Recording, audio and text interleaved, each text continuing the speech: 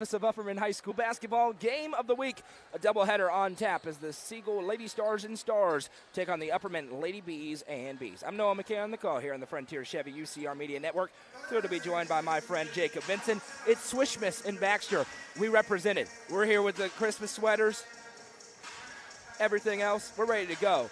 But we got a couple of fun games on tap for you. Teams with very good records set to go to battle here this evening. We are presented by Nick's Restaurant, as we always are here in Baxter during basketball season, and we're moments away from tip-off between the Upperman Lady Bees and the Siegel Lady Stars. We welcome you to the Crouch team with Highlands Lake Real Estate pregame show. And Jacob, two good basketball teams going at it here. Upperman once again steps up in classification against a 4A team and puts their undefeated 7-0 record on the line tonight. Well, let's see. They've done it already multiple times this season. The Upperman Bees 7-0, a big win against PCA last night in overtime, 36-31. Only allowed 2 points in overtime. Bella Mullins, finally, somebody for the Lady Bees knocked down some free throws in their last two games, went 7 for 8 in that overtime period, was able to lead the Bees to the victory in the overtime period. But the Bees, it's all started on that defensive side of the ball, only allowing 28.9 points per game.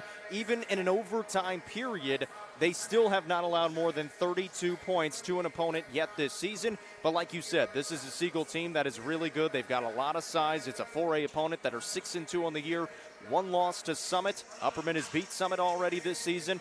And Siegel's last game, they actually beat Summit 55-39. So they've already played them twice. They've got multiple different ways they can score the basketball. They've had 4 or 5 different players lead the team in scoring so far this season. And they've got a lot of size, something that Upperman struggled with on Thursday against Clay County. They've got that size, and they got a couple of really good guards. From talking to some of the coaches before the game, Siegel's guards are a point of emphasis for them at the top of the key. It's a little different, but that win over PCA was a really good one. PCA was gigantic yesterday. An Upperman team that's not overly big. PCA with multiple girls over my estimation, about 6'3". They were young, too, a couple of freshman studs there. Upperman was able to withstand that and find a way to win. Bella Mullins going 7 of 8 in the overtime period certainly helps them do that. Sadie South continued to play well, shooting the 3 ball. But for Upperman, they're looking to get it rolling on the offensive end. Yeah. The defense, they've been great. Haven't allowed more than 32 points this entire season. But offensively, looking to catch that rhythm and get pretty routinely into the 50-point, 60-point range. If they can do that, they're going to win a ton of basketball games. Look, they're 7-0. It's a real 7-0. They played some real teams there. They play another good 4A team here tonight. We'll see if they can get to 8-0 when we come back. This is the high school basketball game of the week, presented by Nick's Restaurant on the Frontier Chevy UCR Media Network.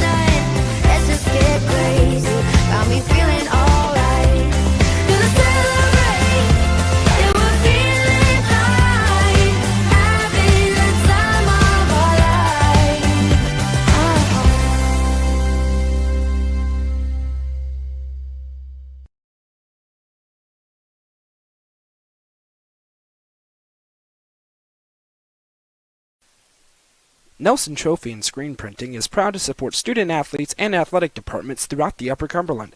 They are also proud to sponsor Nelson Trophy and Screen Printing's Player of the Game on this broadcast. From trophies to t-shirts, they can do it all. Be sure to stop by and see them at 120 Circle Drive in Allgood, or give them a call at 931-537-9559.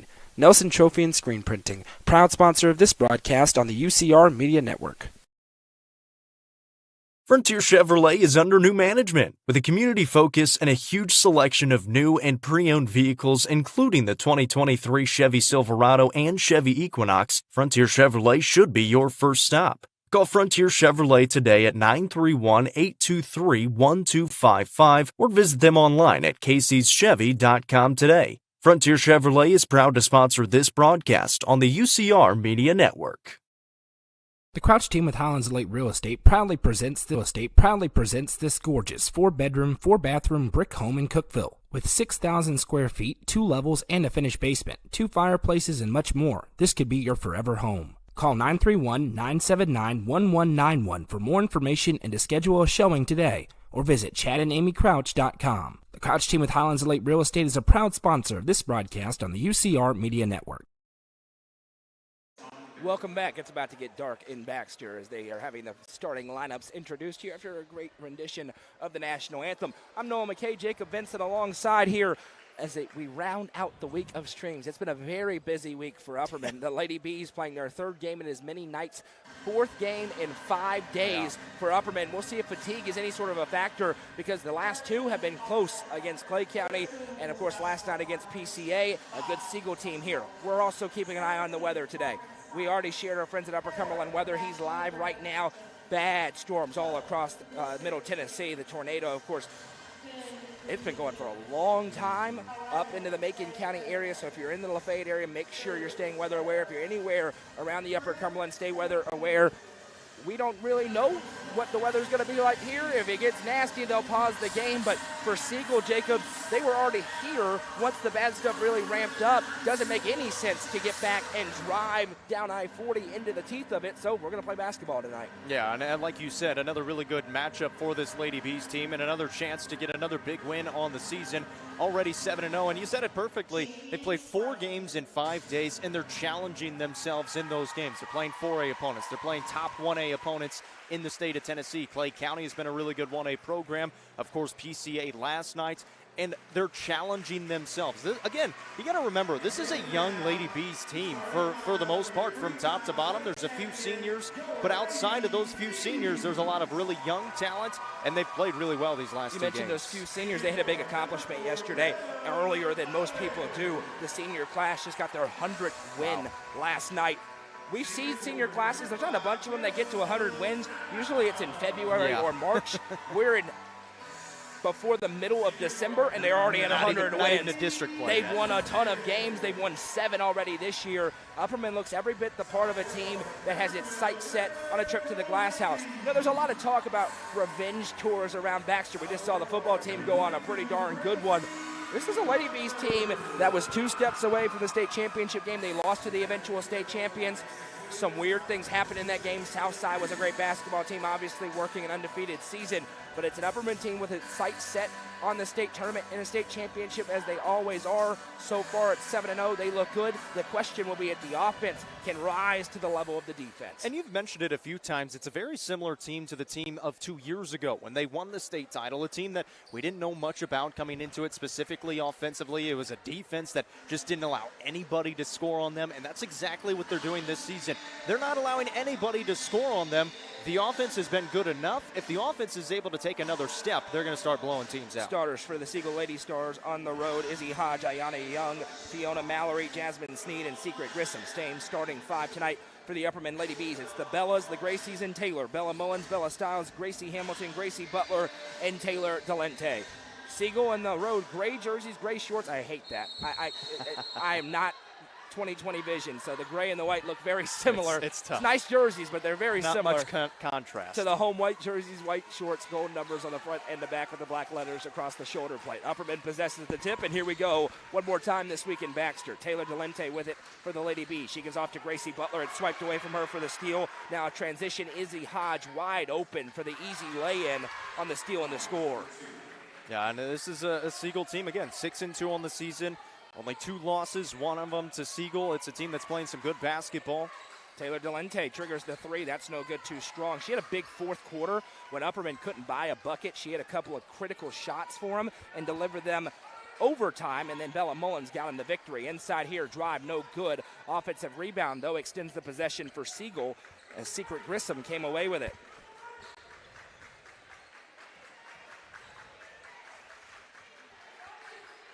Siegel possessing in the front court with a 2-0 lead on the road. Backdoor pass inside. Shot put up, blocked, and the foul. I think Delente is going to get called for the personal. It'll be a trip to the line to shoot 2 upcoming here for Fiona Mallory.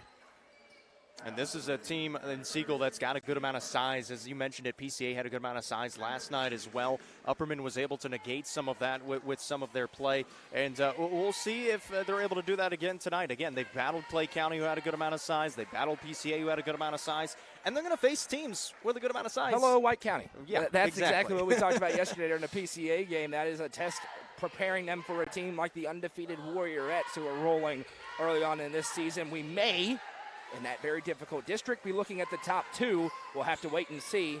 CC, Livingston, we see you as well. Corner three for Bella Stiles. That's no good. Rebound down to the Lady Stars, but they go out of bounds, and possession stays with Upperman. Lucky break perhaps here for the Lady Bees, and Secret Grissom has something going on. She has to jog off. I'm not sure what it's for, if she's bleeding potentially. Yeah, I think that's the case. Maybe a small cut. She's fine. She ran off, and we get her a towel. So Amari Gray is going to check in for Hamilton. Going to inbound here.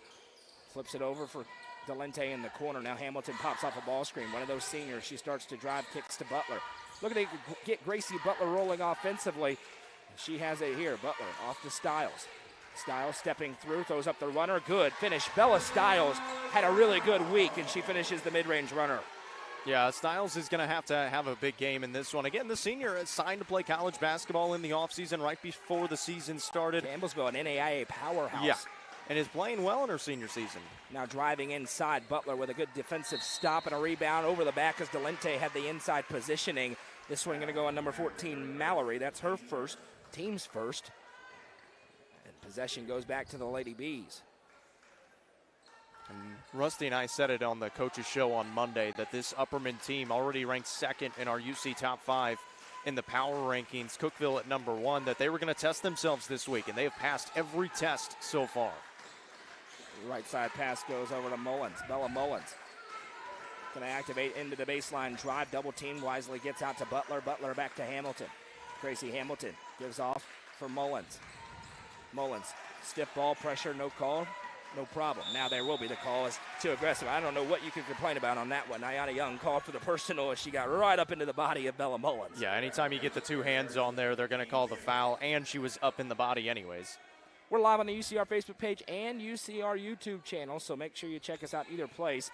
Like the stream, whichever place you're watching. If you're on YouTube, make sure you subscribe to the page. If you're on Facebook, like the page. Taylor Delente triggers the three. No good off back iron. Stiles with good positioning extends the possession on the offensive board. It's knocked from behind her, and stepping on the line was Hodge, so possession stays with Upperman. 5:29 to go in the first quarter. I know this will stun you if you've watched Upperman basketball. It's low scoring so far, 2-2. Speaking of low scoring, the last time these two teams played back in 2011, they played it at Siegel. It was a win for the Bees, 24-21. They scored 24 points and won a game. Sadie South, the freshman sharpshooter, into the game here as Delente gives to Stiles. Stiles to Hamilton, swings it to Mullins. Extra feed to South. Don't leave her open. It's no good. Long rebound, run down by Hodge, and now she'll turn and burn into the front court. Hodge slowed down now. Some back pressure. She gets back out, and Siegel will set up in the half court against the 2-3 Lady Bees patented zone. Now baseline drive. Little runner thrown up with the right hand. Good. Splashed home by Jasmine Sneed. Siegel takes a 2-point lead. We're 3 minutes into the ball game. That's the tough thing about the Siegel offense. They're so multiple. They have multiple scorers out there, especially going up against that zone. They're all going to be relied upon. That's exactly where you want to get to on that baseline side.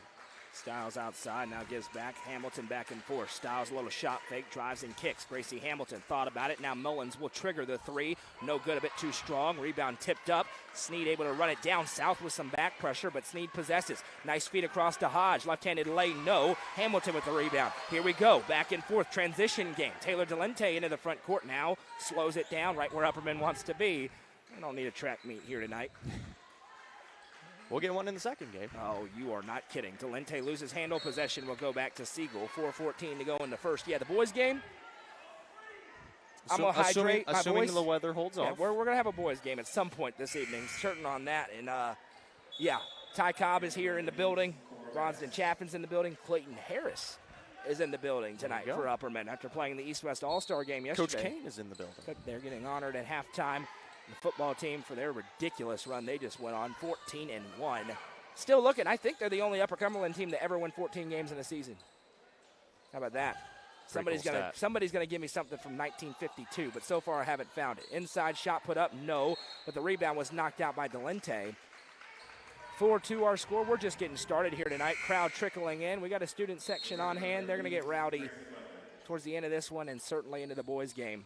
It's a pretty good crowd on hand so far. Welcome to Baxter, Tennessee. Early December, they're here. Inbound into the corner, 3 on the way, good. Splashed home, and the follow-through for Ayana Young. She was feeling that one, and Siegel leads by 5 on the road. Cora Bass in, she'll run the point for the moment. Styles with it, goes back to Bass. Bass picks up, finds Bella Mullins. Now Bass. Out to South. South surveys the floor, one dribble back to Cora Bass. Bass into the free throw line for Butler, back to Bass. Bass underhand flip to South. Now Bass. Again, Sadie South. Cora Bass, right side, Gracie Butler. She'll trigger the 3. It's on line, but short. Long rebound, out of play.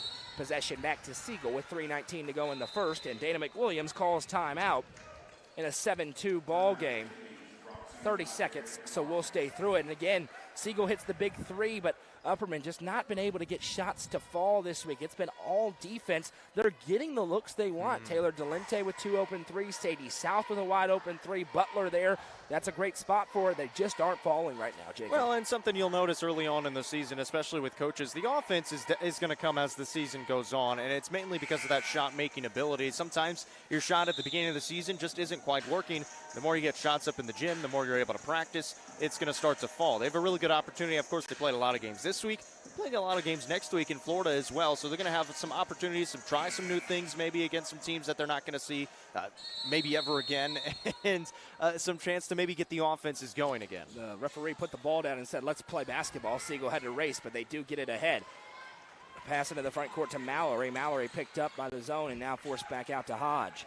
Izzy Hodge, one of those guards that Upperman concerned about entering today. They had her circled as she surveys the floor and gives off right side to Young, another one of those guards.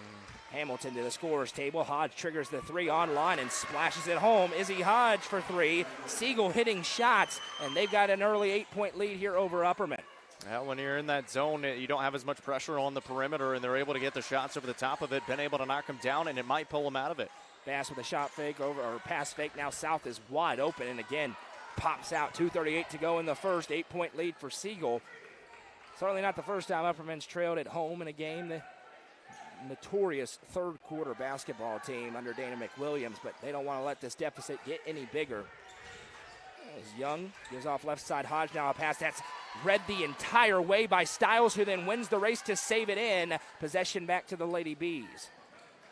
Delente in the front court, drives baseline, now back out to Bass. Bass, little shot fake now. Delente thought about squaring up for the 3, but was picked up defensively. Zone look as well for Siegel. Little mirror action. The defenses look similar early on in this one. Bass over to Mullins. Into the corner, South. Again, wide open. Third time the charm, no. Rebound down. And a good rebound here for the Lady Stars. Young fires a pass across left side. Driving in Hodge. Left-handed leg, good. A 10-point lead. It's all Siegel early on. They're getting to their spots and making them fall. For Upperman, where's the offense come from? You mentioned it. They're getting the shots, haven't been able to get them to fall. They're able to get it inside. Be interesting to see if they can get anything going towards the basket. Bass going to drive and kick to Delente. Again, the open 3, no good. South in there, fighting for it. It's tipped and saved in, and numbers for Siegel if they hurry. They've got a 3-on-1. Young going to set and fire the 3. Good. Ayana Young with her second 3 of the quarter, and Siegel is pouring it on with 1:10 to go in the first. They lead 15-2. Well, Young had 24 points against Summit in their game on Thursday in the win, 55-39. A turnover by the Bees, and this is a Siegel team that they're starting to peak a little bit here. They fell to Summit earlier on this season. They beat them 55-39 on Thursday and got 24 of them from Ayana Young. 1:03 to go in the first quarter. And again, you know, in a couple of months, this is Gracie Butler time. She's going to be the shot creator for this basketball team. Who's it going to be tonight, though, as Izzy Hodge brings it over right side. Upperman needs one to emerge, and they're going to change. They're into the man-to-man defense now as Siegel's making those shots. Step back 3 on the way. That's no good. And again, more pressure on the 3 as they go into the man. Now ahead, Hamilton. 41 seconds, Hamilton out to Mullins. Mullins to Delente. Upperman's taken a bunch of threes in the first quarter. None of them have fallen. That's how you get down by this much this early. Hamilton drives and kicks to Lente. Into the corner, Mullins. She's wide open again. Good. Bella Mullins with a Sonia Brown with American Way Real Estate 3. When they've needed a bucket the last 2 days, it's been her, Bella Mullins. 18 seconds. Hodge working against Mullins, driving in the lane. Stops it, swiped by Mullins. Can they save it? Yes, and Hodge is wide open for 2. Izzy Hodge with a huge first quarter. 8 seconds for Upperman, trailing by 12. Hamilton back to Mullins. Over to Delente. Triggers the 3. It counts if it goes. It does not. And Upperman probably happy to hear the buzzer sound. Siegel with a controlling first frame. After 1, they lead 17-5. You're watching the high school basketball game of the week, presented by Nick's Restaurant and the Frontier Chevy UCR Media Network. The experts at the South Willow Auto Clinic are your hometown auto doctors. Located at 640 South Willow Avenue in Cookeville, get your oil changed, tires rotated, and fluids filled. Need other repairs? Stop by for a same-day free diagnosis and estimate. South Willow Auto Clinic is a longtime supporter of student-athletes throughout the Upper Cumberland. South Willow Auto Clinic, proud sponsor of this broadcast on the UCR Media Network. Want to be in your new home before Christmas? This new construction open split bedroom plan in the Honeybrook subdivision has 1,560 square feet, 3 bedrooms, 2 baths, and features all appliances including a tankless water heater, natural gas heat, and central air. Best of all, the owner is offering a $10,000 credit at closing, which you can use for closing costs or a 2-1 mortgage rate buy down or a price reduction. For more information, call owner-agent Sonia Brown, Realtor at American Way Real Estate at 931-979-7145 or 931-526. Opening the second quarter here, Siegel leads by 12 on the road. Uncharted territory here for the Lady Bees. Their largest deficit of the season comes here in game number 8. Still a lot of time left to play, and there's Gracie Butler making an impact and a foul, and that will be a layup-saving foul by Hodge. First team foul and first personal honor. That was going to be an easy layup for Gracie Butler. Now Upperman will have to set up the half-court offense. It's been a really impressive first quarter from Siegel. 17 points in the first quarter against a defense that's not even allowed 30 points per game. Only 32 to an opponent, the most they've given up this season. Inside Hamilton here against the zone poke from her. She gets it back. Gracie Butler from downtown, no good. A rebound down. Siegel possesses Jasmine Sneed with the board, and now Hodge will run the point.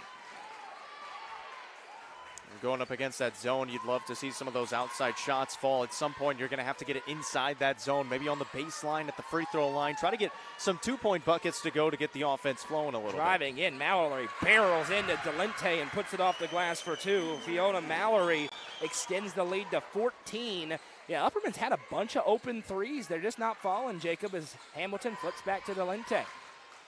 Delente drives and kicks to Hamilton. Is Gracie Hamilton going to make it fall? She sure will. Splashes home the Sonia Brown with American Way Real Estate 3. Yeah, that's a big one for Hamilton.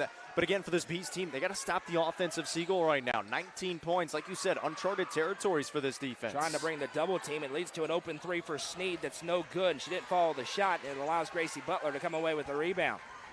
Butler weaving through traffic. Butler over to Delente. Again open. Taylor Delente, no good. Rebound down, and it goes to Hodge.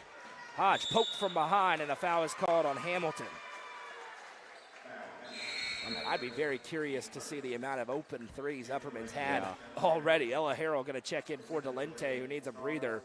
This is a good three-point shooting team. You got Delente, you got Gracie Butler, you got Bella Mullins, who can knock down some shots. South. Sadie South, of course, and they just haven't been able to get them to fall. Yeah, the starting 5, all of them are good three-point shooters. Now open 3 on the other end for Siegel. They're splashing them home. Ayana Young and Dana McWilliams is not happy. 6:15 to go in the second. Siegel leads 22-8. And it's going to be a full timeout, so we will take it with them. 6:15 to go in the first half. Siegel leads by 14. We'll be right back. The Crossroads Auction Group are the Upper Cumberland's auction experts. As a full-service auction company, they take your stress away every step of the way. Servicing the entire Upper Cumberland, the Crossroads Auction Group gets your property ready from cleanup, setup, picture taking, up to the auction and beyond. They handle all auctions from estates, residential, farms, land, commercial, and everything else. For more information, visit crossroadsauctiongroup.com or call 931-644-7149 today. The Crossroads Auction Group are proud sponsors of this broadcast on the UCR Media Network. Siegel in control here early on the road, and the first of two, a doubleheader. The boys' game to follow. Barn burner on tap. 6:15 to go in the second quarter here in the girls' game, and Upperman trails 22-8. Ava Allen checking in as Dana McWilliams goes to the bench, looking for a spark for this basketball team. Offensively, 8 points isn't a lot, but it's not been out of character this week with the defense. 22 points allowed. That is the eye catcher so far. Siegel raining in shots all over the gym. Allen fires a pass that's tipped, foot race, and Hamilton won it. And now Gracie Hamilton pushes it a little bit, flips it back across to Bella Stiles. Stiles finds Allen. Ava Mae Allen waits. Gracie Butler pops off a ball screen, right wing side. Back to the scorer's table goes South for Upperman. Hamilton picks up and finds Allen. Stiles working around the ball screen. Away from the, or off ball, I should say. Left side Hamilton. Hamilton into the free throw line. Butler trying to move the zone. Now Stiles. Stiles, one dribble, sends it in a low block for Butler. Butler kicks it. It's intercepted. Tipped. Goes out of play, and it goes to Upperman as it was last touched by Sneed. Here comes South and Delente back in. Well, you need a three. Those are the two that come in. Well, and something that's also playing a factor in this game is that size of Siegel. Running that zone, they've got the outstretched hands. They've got a lot of size, and they haven't been able to get good passes inside that zone. It's played a big factor here on this side of the court. Right side, Delente goes Bass. Now South again. Upperman playing 3 games in 3 nights. They haven't been able to practice either, Yeah. so some of the things that they could get corrected in a practice session they haven't been able to do. And tomorrow they're going to Orlando. They won't play again until Thursday, though. South finds Bass. Bass surveys back to South. Sadie South lines up the 3. Money. Sadie South with a Sonia Brown with American Way Real Estate 3. If she gets rolling, look out as Young brings it up. South trailing with her. Young drives in and runs into a brick wall in the form of Ella Harrell. Out of bounds. It stays with Siegel. Yeah, really good defense by Harrell. Staying straight up, absorbing the body contact, and good defense again. Get a stop, go down, get a bucket. I'm not sure Ella Harrell touched that basketball on the way out of bounds. No. I think that one just got chucked up into the air, but Siegel possesses. Hodge running out of time, gets it in at the last second. Now left side pass, 4:45 to go in the second. Still an 11-point game. We got a long way to go. Oh, It's yeah. been all Siegel, but it's certainly far from over. As Hodge resets at the logo, Upperman will wait. Now the guard steps slightly forward. And they get it in. Turning around is Grissom. Hodge swings it back to Young. Now Grissom from the free throw line, back out to Hodge. Back to her. She turns around, puts up the shot. No good. Stiles fighting for the rebound, and she has it. Good defensive possession for the Lady Bees. Turns into Cora Bass offensively. Traveling. Possession goes back. Not sure if she actually traveled. That's what she was saying. She said she kept her foot down and maybe a bit of a slide on that pivot foot, if anything. I think the official saw the big step right. and thought it was and the it second. does kind of make you think, oh, that doesn't look right. And now a foul will be called on Sadie South. You know, we've mentioned last couple of nights we've been blessed with really experienced officiating crews. I have not said that this evening. 4:08 to go in the second. 22-11 our score. Do with that information what you will. Hodge gives it ahead. Now pass intercepted. Taylor Delente picked it off like a free safety. Bella Stiles into the front court. Back to South. South swings it over to Delente. Delente finds Mullins. Delente, right side South. She's wide open again and splashes it in. The last freshman on planet Earth that you want to leave open for the Sonia Brown with American Way Real Estate 3. She's got 2 in the quarter, and it's an 8-point game. Now a pass across, and we've got a foul called down low. If it's on Delente, it's her second. It is.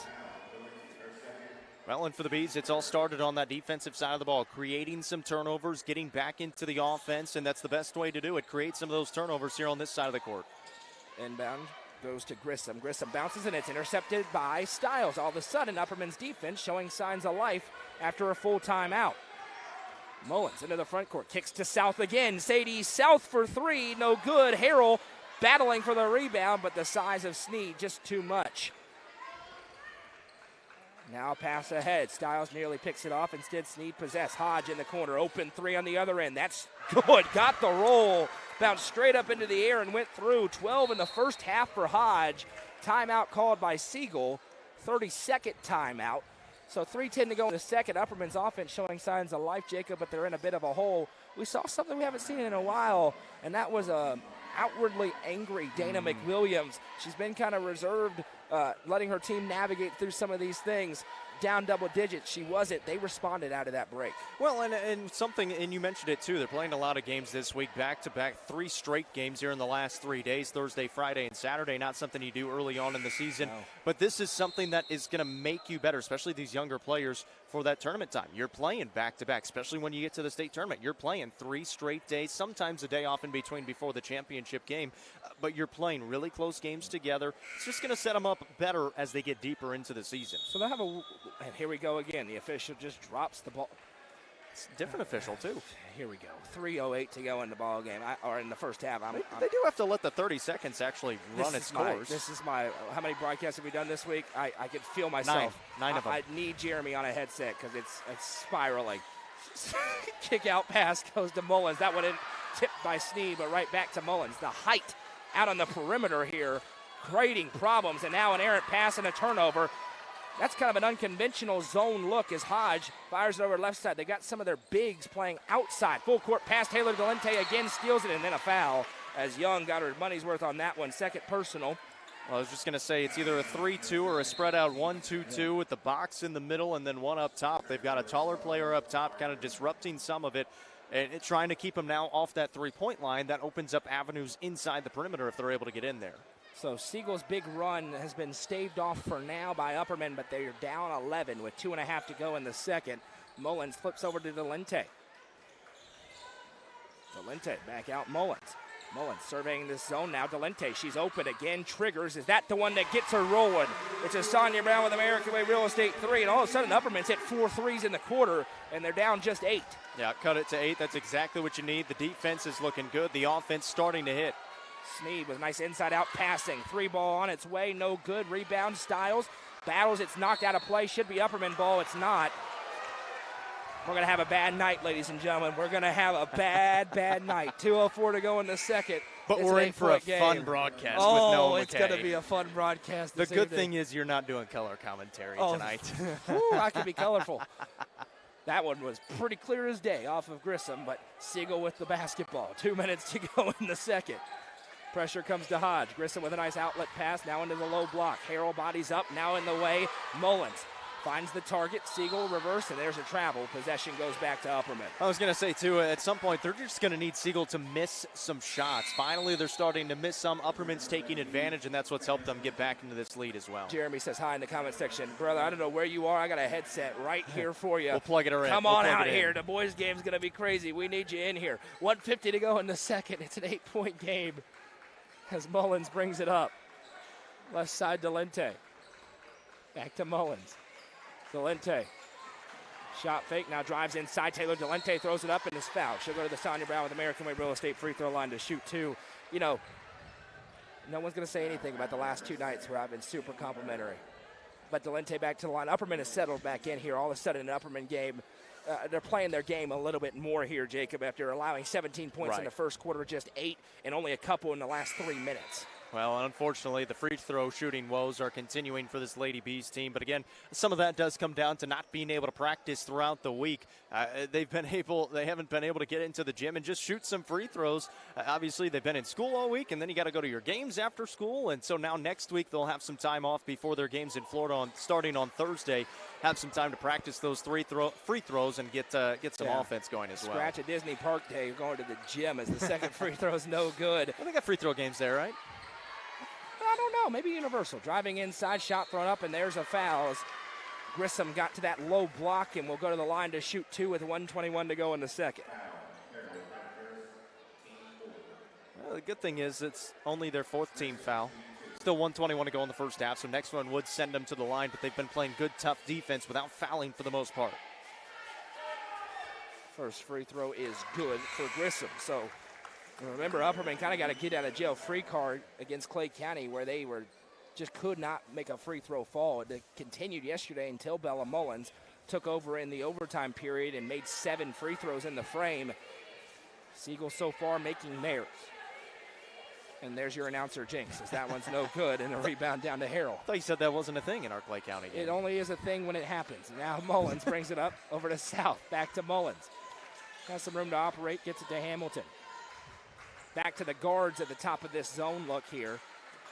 with Harrell and Stiles inside. Upperman bringing their bigs in as well. 60 seconds to go, 6-0 here in the second quarter. Flip pass looking for Harrell, and it went over her head, out of play. Possession goes back to Siegel. That's a really tough pass. You've got two defenders down there, the wing, and then obviously down low in the post as well. It's trying to get a pass in between two of them, so you got to throw it perfectly. A little bit too high for Harrell and out of bounds. 52 seconds to go here in this quarter. There's the pass over left side. Nice backdoor pass to Grissom, who puts it in for two. Good half-court offense for Siegel. 43 seconds left to go in the half of an 11-point game. And for Upperman, you need points here before the half. You need to get something going positive going into the break. You're able to come out in the second half and keep it going as well. Hamilton. Left side, Mullins. Yeah, the third quarter is going to be important in this one tonight. 6-2 Siegel, 7-0 Upperman. Going at it this evening. Second quarter been much tighter than the first. Upperman trailed by 12 entering this frame.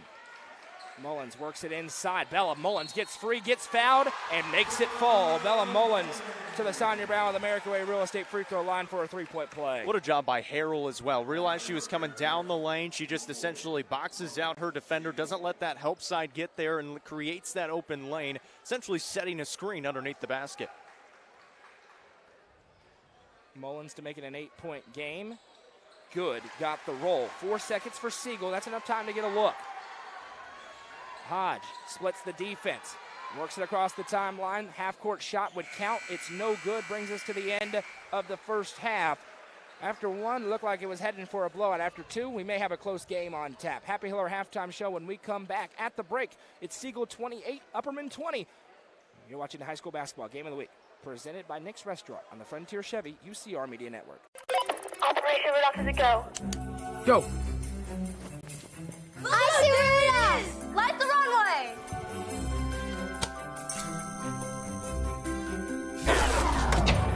Santa's never gonna find us. Oh, yes, he will.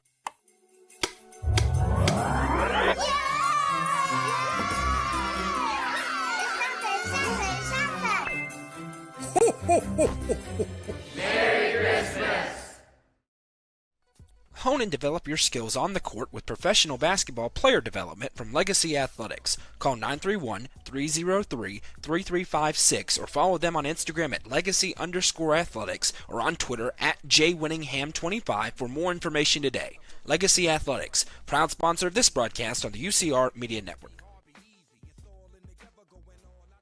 Steel Technologies has been part of the Rutherford County community for over 35 years. Their plants in Murfreesboro and Smyrna include over 150 teammates who process coils, metal sheets, and blanks for customers across North America. Steel Tech's Smyrna and Murfreesboro plants are expanding, and they need teammates to join their team. With openings including machine and forklift operators, truck drivers, and more, they have the position for you with competitive wages and monthly bonus opportunities. For more information and to apply online, scan the QR code on your screen now. Steel Tech is a proud sponsor of this broadcast on the UCR Media Network. Steel Tech. Faith, family, Steel Tech. Fire and Vine in Cookeville is the Upper Cumberland's home for delicious Chicago-style pizza, beef, chicken, fish, and more. Located in Cookeville's historic downtown district, Fire and Vine's food and atmosphere will keep you coming back for more. Take in stunning views with creative food and drinks on the rooftop. Fire and Vine is also home to the UCR Coaches Show on Tuesday nights. Fire and Vine is a proud sponsor of this broadcast on the UCR Media Network. Landers Trade, your home solution store at 250 East Stratton Avenue in Monterey. Landers Trade is your home for Milwaukee, Blackstone, and Rocky boots. Get up to 25% off during our winter closeout sale on select items at Landers Trade. 250 East Stratton Avenue, Monterey. Your home solutions store. From the sports field to the hunting field, our friends at Hall Sports and Outdoors can outfit anyone. Located in the heart of Jamestown at 207 South Main Street, Hall Sports and Outdoors carries everything from kayaks, fishing gear, and camo to guns and ammo. With top brands such as Columbia, Timberland, Under Armour, Asics, and much more, nobody can top their selection. Need some custom gear for your team? They also offer uniforms, gear, and custom embroidery. Stop by and see them at 207 South Main Street in Jamestown. Hall Sports and Outdoors, proud sponsor of this broadcast on the UCR Media Network. My name is Jaden, and I'm a general manager at Domino's. I started as a delivery driver 3 years ago, and now I run one of the busiest stores in the nation. I get incredible support from Domino's technology, which helps me do my job better.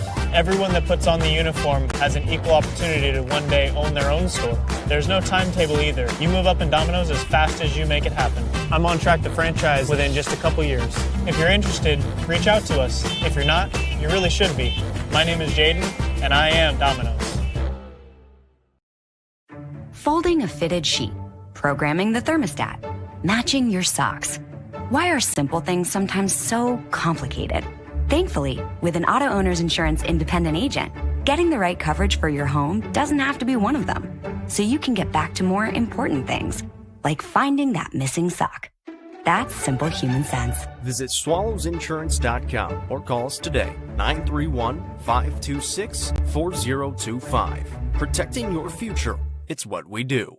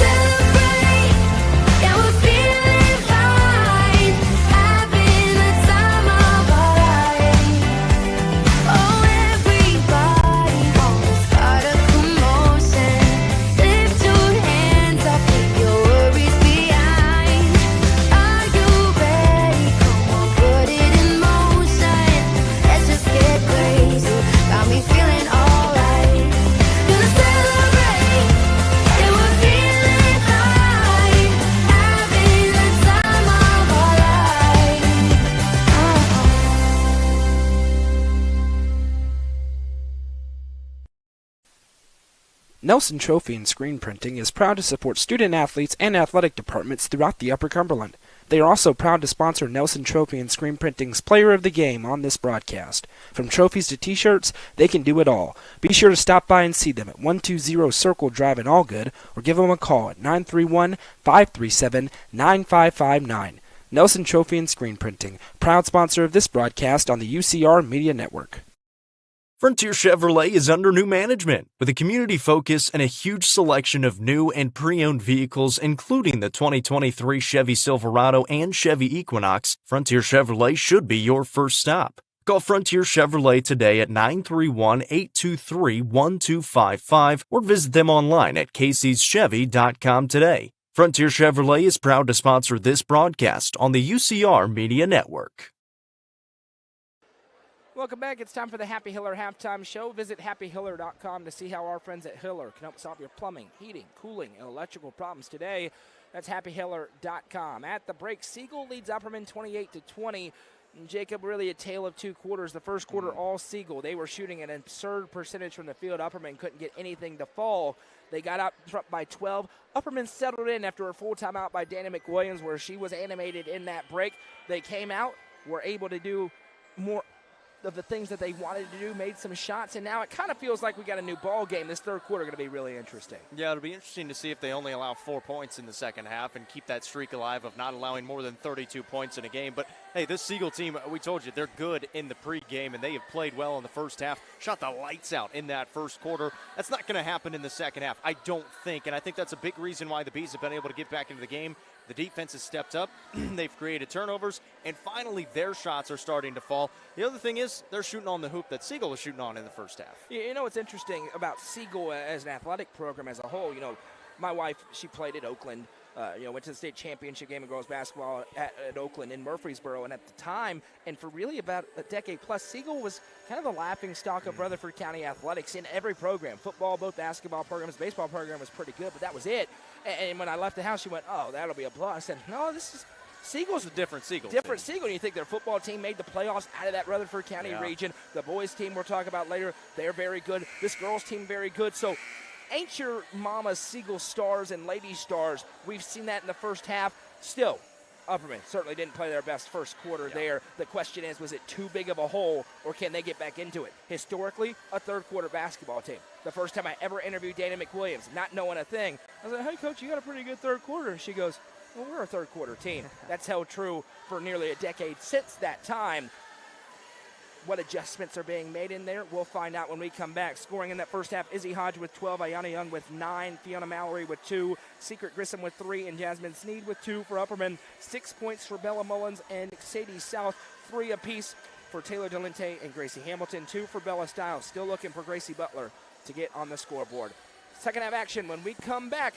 You're watching the high school basketball game of the week presented by Nick's Restaurant on the Frontier Chevy UCR Media Network. The Crouch team with Highlands Lake Real Estate proudly presents this gorgeous 4-bedroom, 4-bathroom brick home in Cookeville. With 6,000 square feet, 2 levels, and a finished basement, 2 fireplaces, and much more, this could be your forever home. Call 931-979-1191 for more information and to schedule a showing today, or visit chadandamycrouch.com. The Crouch team with Highlands Lake Real Estate is a proud sponsor of this broadcast on the UCR Media Network.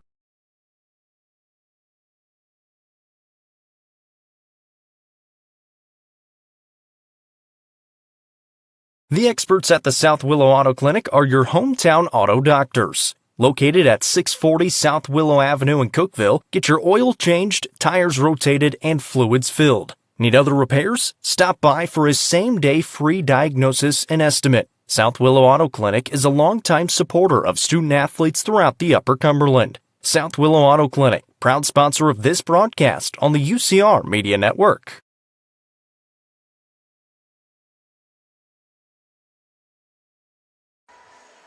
Welcome back. The teams have reemerged from their locker rooms. We're set to get the second half started. This is the first of 2, a doubleheader, a barn burner of a boys' game. I mean, one that if the weather was different, there'd be a lot more media in this gym for. Siegel against Upperman. The Ty Cobb experience will commence tonight, and the official's about to put the basketball on the ground. Oh, he held himself. He stopped himself. It'll be Hamilton to inbound to Mullins, and here we go in the second half. Big second half here as Upperman puts their undefeated record. Once you get to 7-0, now you start talking about, they haven't been beaten yet. How long will that last? Delente gives off to Hamilton. Back in this 2-3 zone goes Siegel with the guards on top of it. They're not always that way. Delente working it over against Hodge. Hodge had a great first quarter particularly. 9 points in that frame, 12 total in the first half. Mullins with it. Down 8, you don't have to go be in too much of a hurry, but your possessions have to count when you play as slow as the Lady Bees do in the half court. Hamilton works it back right side, Delente. Back off Mullins. Now Delente again. Delente works it over to Butler, who's open. Butler surveys the floor, picks up her dribble back out to Delente. Delente back over to Bella Mullins. Mullins going to drive baseline, now forced back out by Sneed. Mullins out to Hamilton. Hamilton to Mullins. She'll trigger the 3. It's online, but it's no good. Rebound down, and a foul is called for just a little bit in the landing area. Styles there. She gets tagged for her first personal, team's first. Minute-long possession ends empty-handed for the Lady Bees. And that's one thing we talked about at Clay County is they don't have a ton of possessions on offense throughout a game, so they have to make the most of them. Haven't been able to do so much in that first quarter, much better in the second quarter. They're going to need to do a very good job of it here in the second half. Just think about it. That's a minute-long possession. Yeah. A 16th of the half is gone. At that pace, you're going to get 8 possessions. So that's why we say they're at a premium, and now we're going to have a hand check. I have not said this in 2 weeks. Leave the hand checks at the house. That one goes on Mullins.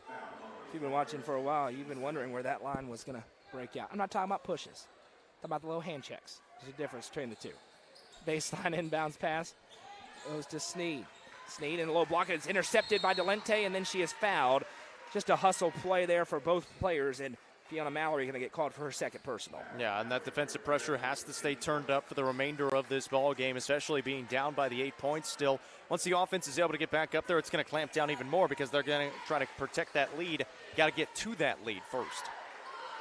Mullins brings it across the timeline, left side for Gracie Hamilton. She hit a 3 in the first half. Hamilton To Mullins now in the corner. Delente, shot fake, steps back. She's wide open for three, and it falls. Got the friendly roll. Taylor Delente with her second. Sonia Brown with American Way Real Estate 3. Upperman is within 5. Now stepping through Hodge. Off the glass, good. Izzy Hodge, they needed a bucket. She delivered a bucket. Here comes Hamilton. All of a sudden, we got some pace. Delente to Butler. Butler to Delente. Delente out to Butler again. She likes that spot, goes into Delente, throws up the little runner with the right hand. That one won't fall. Rebound down to Jasmine Sneed. Upperman trailed by 14. They're now down 7 with 5:50 to go in the third. Yeah, as close as 5 in that last possession before that really good drive by Hodge. Now two Lady Bees run into each other, and it lets Hodge get wide open for a little mid-range bunny jumper. And Hodge with 4 straight. They're back out in front by 9. Well, it was the deep ball in the first half, and now it's just Izzy Hodge making plays so far here in the second half. Yeah, she's very good. Right side, Delente. Delente picks up her dribble back to Bella Mullins.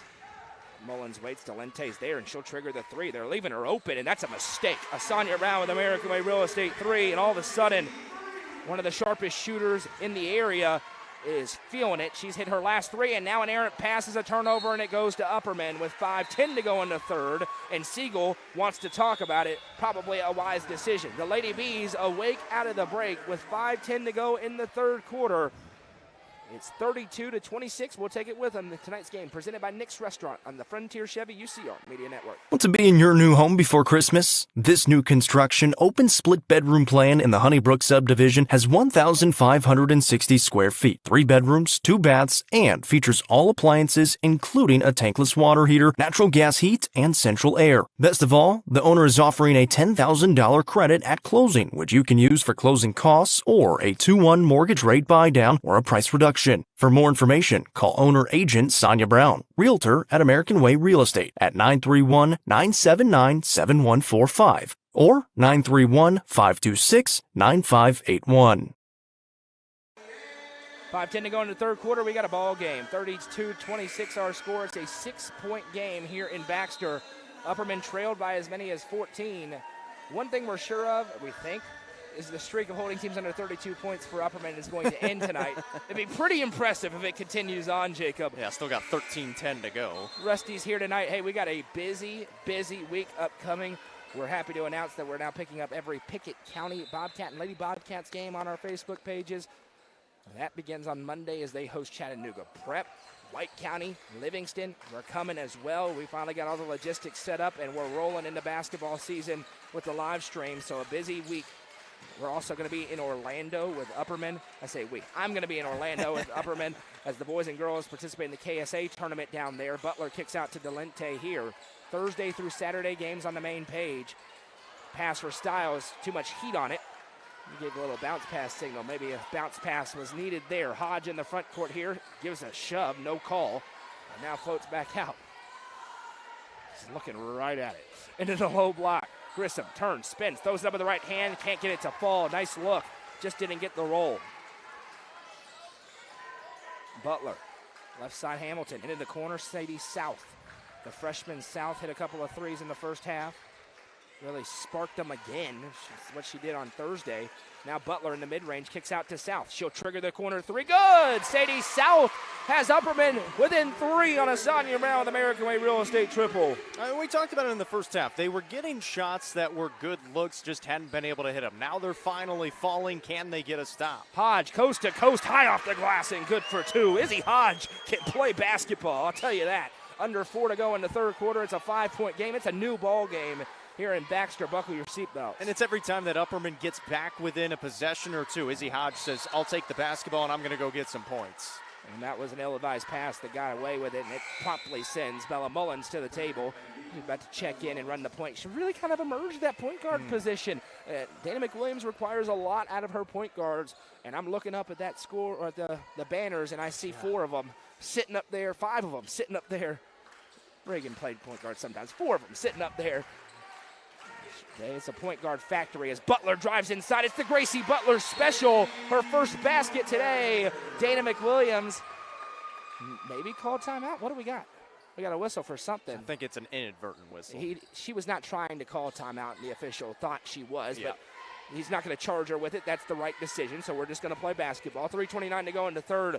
Butler so known for being able to slice inside like that, Jacob, and finishing it off the glass. Yeah, and she's able to use her body well down low, and that's against a team with a good amount of size. Later on in the game, she's going to be able to get some contact and maybe get to the line.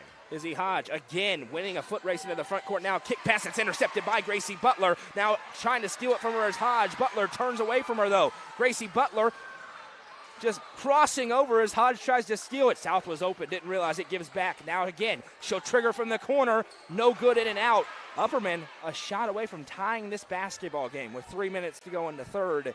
It's turned, and now here comes the press. Pass, tipped, and intercepted by Butler. Butler in the front court, throws it up, good! Gracie Butler with the steal and the score. Here come the Lady Bees, and she stepped across the line when she threw it in. It's Upperman basketball down by 1. It's almost like you've seen this Lady Bees team play a little bit, especially out here in these third quarters. Been a tremendous start out of the halftime break, a chance to take the lead. Bella Mullins kicks out to South. Now Delente. She got a little space there, thought about it, instead dribbles out to Mullins. Big possession. Upperman trying to take the lead after trailing by 14 about 10 minutes of game time ago. Stiles pops free at the top of the key. Now Butler, Delente, open, downtown. No good, rebound down.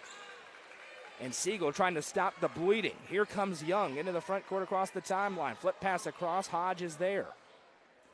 They're trying to slow it down. Probably a wise decision here for the Lady Stars. Now Young, back over to Hodge. She'll trigger the long three. It's online and it's good. Izzy Hodge, the only Lady Star to score in the quarter. She's got her team up by 4, though, with 2:09 to go in the frame.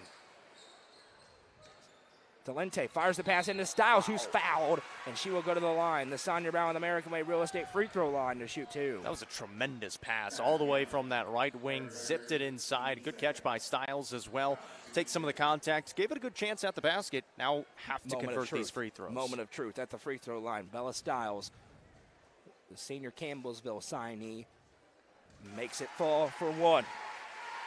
Yeah, these, especially in this ball game, when you're trailing in a ball game, these free throws are massive. 2:03 to go in the third quarter.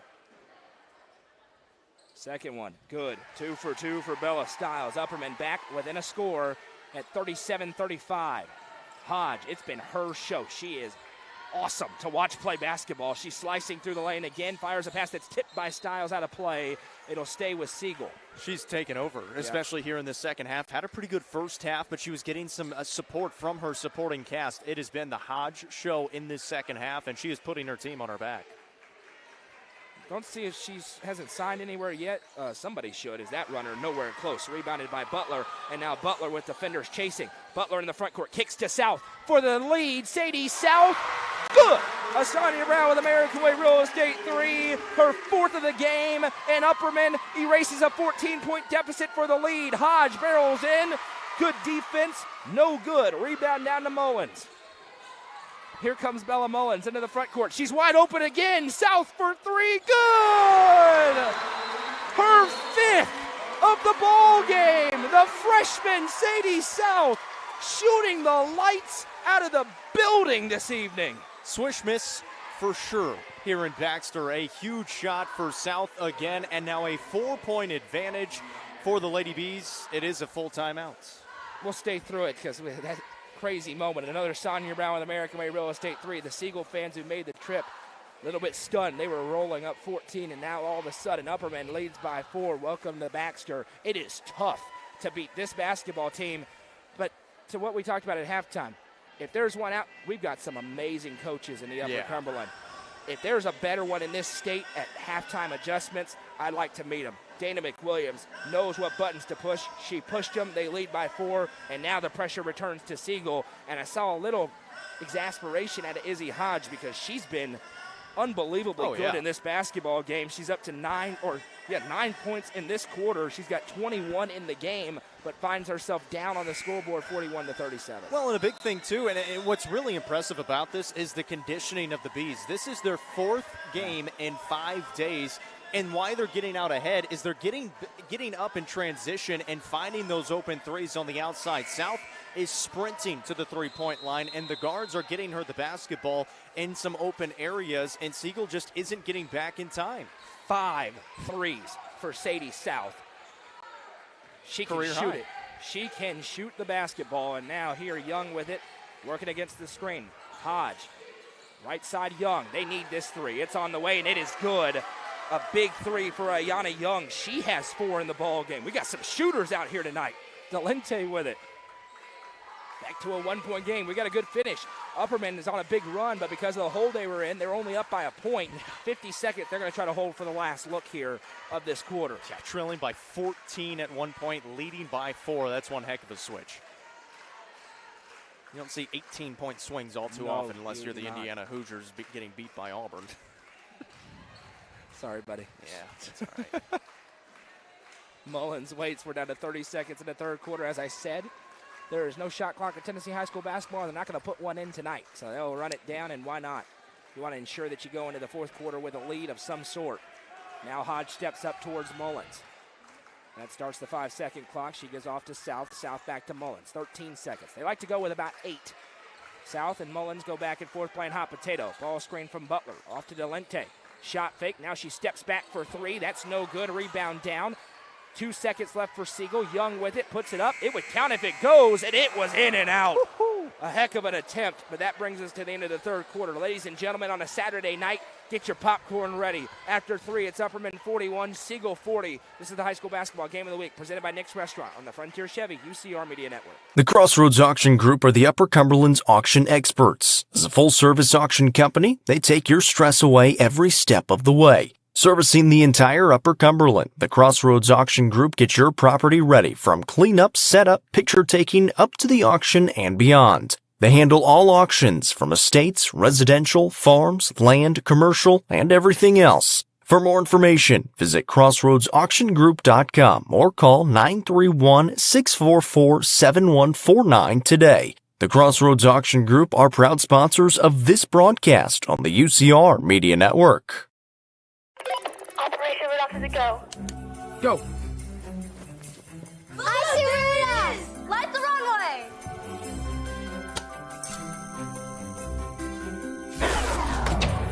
Santa's never gonna find us.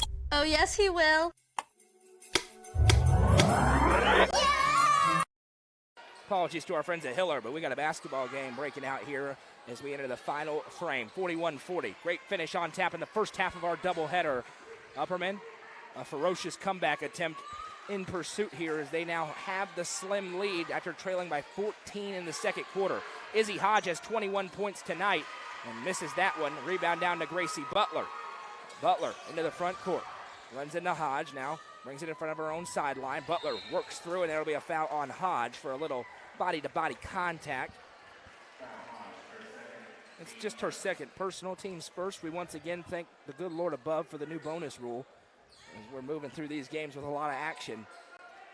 Mullins to inbound. Finds it to Butler, who is fouled. No call, but made it fall somehow. Gracie Butler with the 2 off the inbound play. And it's back to a 3-point Lady B advantage. I mean, that was one of the more physical finishes she's going to have all season long, and somehow doesn't get the call. Fortunately, it goes in. I truly wasn't trying to be a smart aleck with the call. I thought the whistle was going to blow. It seemed like a surefire conclusion.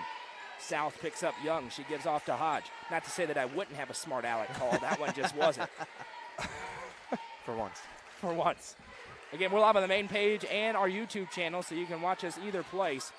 Driving in, Snead pulls up from the free throw line, no good. Offensive rebound. Great positioning for Mallory, but Butler with a good rebound. And now it's out of play, and it'll be awarded to Siegel, as I believe Gracie Butler had stepped out when she saved that in. How about those Siegel boys jerseys you see there off in the distance? I love the color. I don't even know what it's turquoise? That's it, yeah. Well, Seattle Mariners throwbacks? Yes. That one knocked away by Gracie Butler, and now she's going to get teed up. Butler's and gotta now be careful, Butler's going to get teed up again. I don't know who the first one was on. I think it was Hodge. So the first one was on, And the second one was Butler. The first one was on Hodge, and the second one was on Butler. So Upperman was going to have free throws, and then Butler was excited about it. There's some chippiness happening there, and so they end up offsetting. We're just going to have an inbounds Look, pass. those are two really good players going at each other. Like you said, there's a lot of competitive edge on both of those players. I like to see that out of Gracie Butler. Yeah. Get that little chip on her shoulder. Gracie Butler returning to form. Driving left side pass. Hodges tipped, and now Young able to come away with it. Pulls up in the mid-range, no, but inside. Too much size. The shot no good, and a foul on Butler over the back of Grissom. A secret Grissom got to that low block, and she's going to be tough to move off there. Possession stays with Siegel. That's the second on Butler. Team second as well. So quickly picks up the 2 with that tech in there. The good thing is it's only 2 of them for her. Yeah, exactly right. Hodge going to inbound it. She's had an unbelievable ball game tonight. 21 points for her. It's tough for a road player to come into this gym and score 21 points in 3 quarters, let alone, of course, 4. Sneed. Little inside passing, using their size. The foul on the did that shot not go through? It didn't go through. It looked like it did to me, but it didn't. Depth perception up here, so it's a trip to the line to shoot 2. As Bella Mullins called for her second, team's third. Well, and Siegel knows they have an advantage inside, especially up against that zone. That's a really good job with that high-low action and good passing as well. Mallory with the high arcing free throw that falls through. Yeah, they do that. I'm a little surprised they haven't gone to it more inside with the size advantage that they have. Mallory sets up. Second one is good. 2 for 2 for her, and we're back to a 1-point game with 6:21 to go. Mullins looks at his own look. Back and forth with Delente. Mullins, left side Hamilton. South lurking in the corner. She's got 5 threes tonight. Hamilton, left side Mullins. Drawing the defenders away from the young freshman. Now Hamilton. Back to Delente. She's got several threes tonight as well, 3 of them. Into the lane, Hamilton, back out to Delente. Upperman not looking for a fast shot, they're just looking for a good shot. Delente, Hamilton. Back to Delente, that's a good look. Triggers for 3, no good, just didn't fall. Rebound down, 5:40 to go in the game. I was just going to say, looking around at Siegel, they're kind of standing around a little bit. If Upperman moves the ball quickly, they're going to find open shots pretty easily. Hodge walks it across the timeline, now gives left side. Big possession here in a 1-point ball game. Sneed goes into Hodge from the elbow. Hodge open in the mid-range, so she'll trigger, no good. Rebound down. It's tipped around. Siegel has it. Hodge with it now. South in there, and there's a jump ball. The freshman with the hustle play. Hodge showing great effort as well. The arrow belongs to Upperman, and Gracie Butler checking back in. See who she's checking in for. It's Gracie Hamilton. Well, this is a big moment in this ball game for the Bees. 5:17 to play. Big moment maybe early on in the season as well. You're 7-0. You're taking on a good 4A opponent. You trail by 14 points at one point. You've battled your way back. Close this ball game out, and you feel really good going on later in the season. Mullins from 3. That's no good. Stiles couldn't save it in. It was tipped. The official was signaling for it, the tip, and the baseline official didn't see it, and the official who was saying tip Why would he not come in and overrule that? Holy smokes, what are you doing, man? Unless Stiles hit it underneath. And that's what Coach McWilliams is going out to tell him. He said, you're signaling tip. You got to tell your partner there. There's no question. He's standing there signaling tip, You can see it on the camera. I'm not sure what happened there. I mean, if it got tipped, they got to talk about it. 5:04 to go in the game. And the timeout. She's used the whole timeout to talk about it. Yeah, let's see if they're going to talk about this now. I mean, I wasn't sure if it got tipped or not. At least have a conversation. Yeah, I wasn't sure if it got tipped or not, but he's signaling tip, tip, tip, tip. And it went out, and unless Siegel's it was touched by Stiles if they change underneath. This, Siegel's not going to be happy at all. They're not going to change it. Siegel retains the basketball.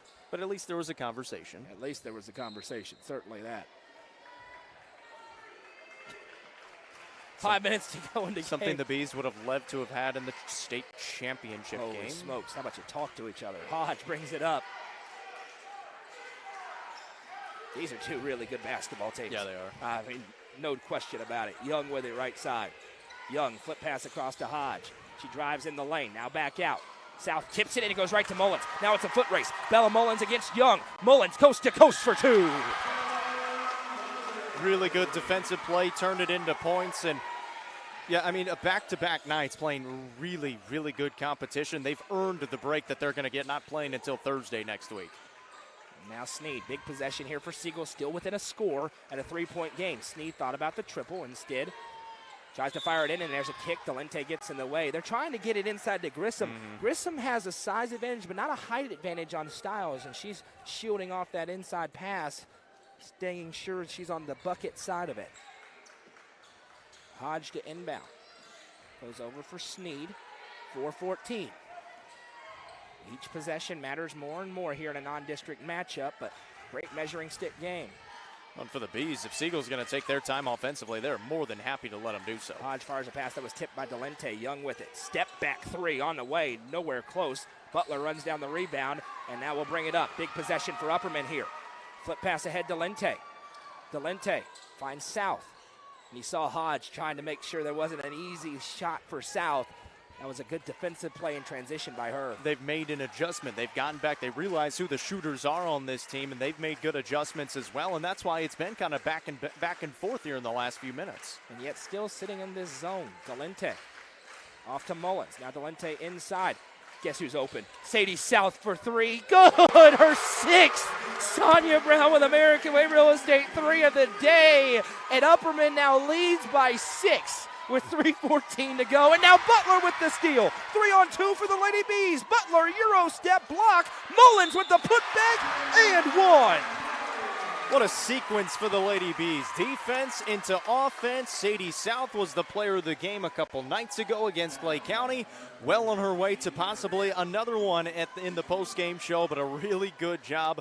Butler stepping in the passing lane. That press has caused havoc all night long, and it has turned into points, and now putting them up by 9 points in this game, a game they trailed by 14. Timeout called by the Lady Stars. At the end of 1, it was Siegel 17, Upperman 5. In the middle of the second quarter, it was a 14-point Lady Stars lead. They went into halftime. Really, there was a full timeout in the second quarter, and there was some emotion in that timeout. And since then, the Lady Bees have reemerged, and now they're into the 50s scoring-wise after having 5 points in the first quarter, and it's on the back of Sadie South.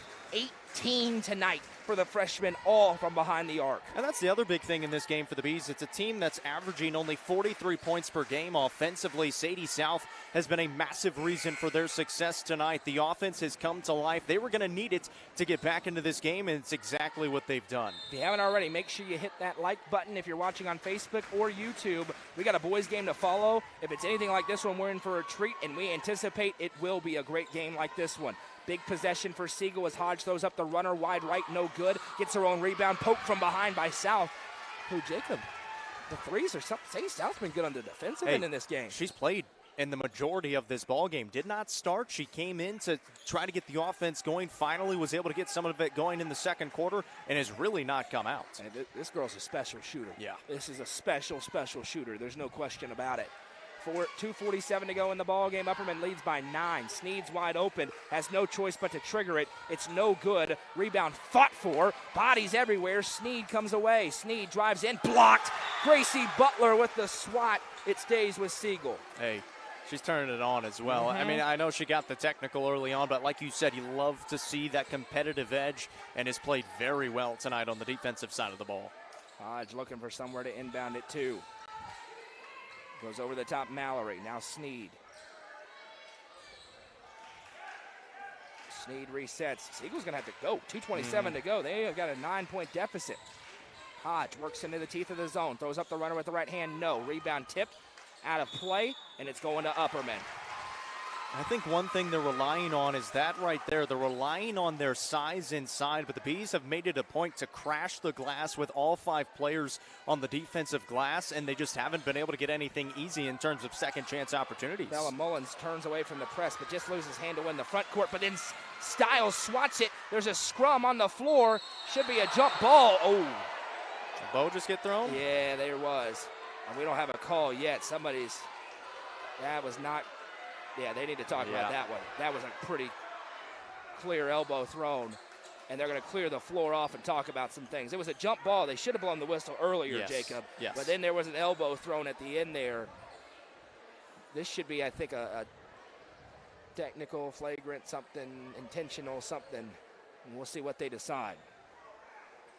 This is where it'd be great to have our friend Jeremy Tollison on the broadcast. Yeah, I would love to know what they're talking about down there. But So they called the jump ball, and it looks like nothing more. what are we doing? Coach McWilliams is not happy And I about would it, not rightfully be so. either. It happened right there. I would not be either. Yeah, they let it go too long. Correct. That happens. Here we go, out of the timeout. Young into the front court in the corner. No doubt about it.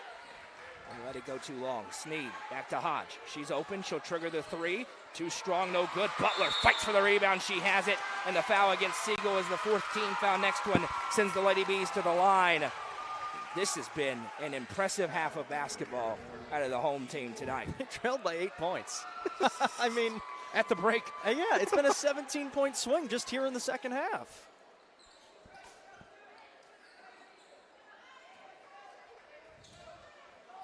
Thank you, Luke. It's about time somebody realized my refereeing expertise. Butler crosses the timeline here. 1:45 to go. Still not a ton of pressure here on a Siegel. Butler works it over right side to Mullins. Bella Mullins, who through her teeth working against Brooklyn Crouch. She can handle a press. Styles crosses over. That time taken away. Picks up the dribble to reset it. Now Delente with it. 1:25. Still no foul for Siegel. We'll see if they will. Mullins keeps resetting that clock. Now Delente back to Mullins. Upperman can hold it for 1:17. There's the foul. Bella Mullins to the Sonya Brown with American Way Real Estate free throw line to shoot two. That's the fifth one on Mallory, so her night is done. You know what's more impressive about this as well? Siegel's got a good defense. They're only allowing 37.5 points per game to their opponents so far this season. Upperman, a team that's only scored 43 points per game. They've put up 51 tonight. And again, trailed by 14 in the first half. Mullins at the line, shooting two. First one up, and it is good. All of a sudden in the second half, those free throws starting to fall through for Upperman as well. Assuming they pull this win off, this is going to be the best win they've had all season long. Absolutely. And she goes 2 for 2 at the line. And it's an 11-point Upperman lead with 1:13 to go. Hodge works off a ball screen right side. Now they go into the corner. Sneed bounces in, throws it up with the right hand. In and out, no good. Offensive rebound out to Young. She triggers the three. That one won't fall. Rebound down. Grabbed by Styles. She's fouled. Bella Styles will go 90 feet to the Sonya Brown with American Way Real Estate free throw line to shoot two. 56.5 seconds. Upperman closing in on an 8-0 start to the season. I mean, what a win this is going to be for this Lady Bees team. And not only that, they're going to be 8-0, and now they get almost not a whole week, but almost about a half week off before they go down and play in Florida, where they're going to be able to work on some things against teams that they have not seen, teams that they won't see again. And it's kind of a reset for the Bees next week as well. And it's been a great start to the season, only going to get better for them. First free throw is no good. Yeah, that's the thing, right? And we look at this district, 7 AAA. White County's had an unbelievable start to the season as well. They've been firing on all cylinders, and they're great. Upperman's sitting at 7-0, and it feels like, man, they haven't fired on all cylinders yet. I don't know if that'll happen. When that'll happen, as Styles does, what I do hope, for the sake of us, is that both those teams are firing on all cylinders in January when they get together in Sparta and in Baxter, because that's going to be a couple of barn burner basketball games. And, of course, Upperman against Cumberland County. Upperman against Livingston, especially when Livingston gets Mally Jean Coleman back into the lineup. As the shot's no good, and the foul is called on Upperman, 47.8 seconds to go. Don't go anywhere. We're going to have the Swallows Insurance postgame show. We'll have the Nelson Trophy and screen printing player of the game, and an awesome boys matchup between Siegel and Upperman. It's still just really no urgency. I mean, I know you're down 12 points with 36 seconds to play, but Hodge with a step back three, no good. And that's the other thing. In the first quarter, Siegel was making everything. Now they can't make it fall. And still Upperman, 10 points more than they've allowed in the game so far, but only 42 points allowed considering the start. Well, it was 13 minutes to play in the ball game, and they had 32 points. So they scored 10 points in 13 minutes of gameplay. It's pretty good. It's pretty solid. 19 seconds to go. Hamilton dribbling. Siegel content to not foul. Everybody's okay with that. The game's over. Crowd rises to their feet It's a good win for Upperman tonight. It's a very really good win. 9 seconds left. Mullins puts it on her hip and will wait. Final score, Upperman 54, Siegel 42. The Lady Bees erase a 14-point first half deficit to go undefeated through the week and extend their start to 8 wins and 0 losses. We welcome you into the Swallows Insurance postgame show. Jacob, we mentioned it. Considering how the game started, it was like, whoa, what's going on in this gym? Upperman turned it on in the second half. They get a very nice victory to get to 8-0. Well, and you said it at halftime, too. Coach Dana McWilliams is one of the best in the area, if not in the state, at making halftime adjustments. They are a third-quarter basketball team. They were able to make some adjustments in the second half. And also, when you've got a freshman like Sadie South who can just absolutely knock down shots from the outside, that is a great thing to have when you're trying to get back into a basketball game, something that they didn't have a ton of last year. Taylor Delente kind of played in that role, able to knock down some outside shots. But when you've got South who quite literally is not even hitting the rim, you get out in transition, you're able to find her in those transition opportunities. She's able to knock them down. Huge win, best win of the season. They're 8-0. They're playing some really good basketball. So how about this for a stat? Izzy Hodge had 9 points in the third quarter as a player. In the half, Siegel had 12. Yep. Or 14, rather. I can't do math. Had 14 points in the entire second half. 2 points in the fourth quarter for the Lady Stars. Scoring from the game is as follows. Hodge with 21 points, 12 for Ayana Young, 4 for Fiona Mallory, 3 for Secret Grissom, and 2 for Jasmine Sneed for a team total of 42. As Siegel falls to 6-3. For the victorious Upperman Lady Bees tonight, it was Sadie South, 6 3-pointers into 18 points, 13, another good outing for Bella Mullins on both sides of the basketball, 9 for Taylor Delente, 6 for Gracie Butler, 5 for Bella Stiles, and 3 for Gracie Hamilton for a team total of 54. It's time for the Nelson Trophy and Screen Printing Player of the Game. For my money, you got 2 choices. Both of them have already gotten it this week. Jacob, who's it going to tonight? I'm going to go with the freshman. She was the one who got them back into this ball game and then kept extending that lead as well. A new career high again for the second time this week for Sadie South. She's probably going to do it a few more times coming up this season and getting into those 20-point ball games. Yeah, I feel pretty confident that 18 is not going to be her career high in 3 years, but it is for now. She was great tonight. She is the Sonia Brown American or Nelson Trophy and Screen Printing Player of the Game. Sonia, Mark, you know I both love you. I say your names a lot. It's great because they're both at our all-inclusive sponsor tier. I'd say your name a lot, too, if you own a business. How about that segue? Professional announcer right here. Here's what we're going to do. We're going to take a brief intermission, about 10 minutes or so, and come back. We'll have the graphic on the screen so you'll know when we're back. When we come back, we'll set the stage for a very entertaining boys matchup as Siegel takes on Upperman. In the girls' game, your final score, Upperman 54, Siegel 42. Don't go anywhere.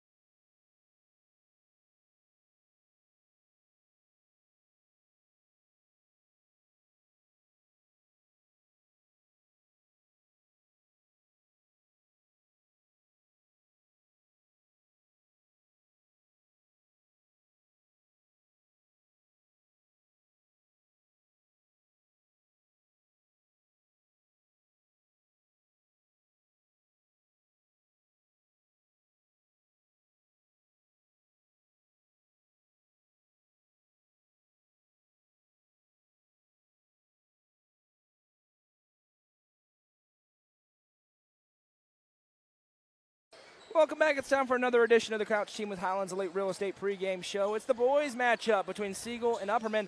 Noah McKay back on the headset, joined by Jacob Vincent. Happy to be along with you for the high school basketball game of the week.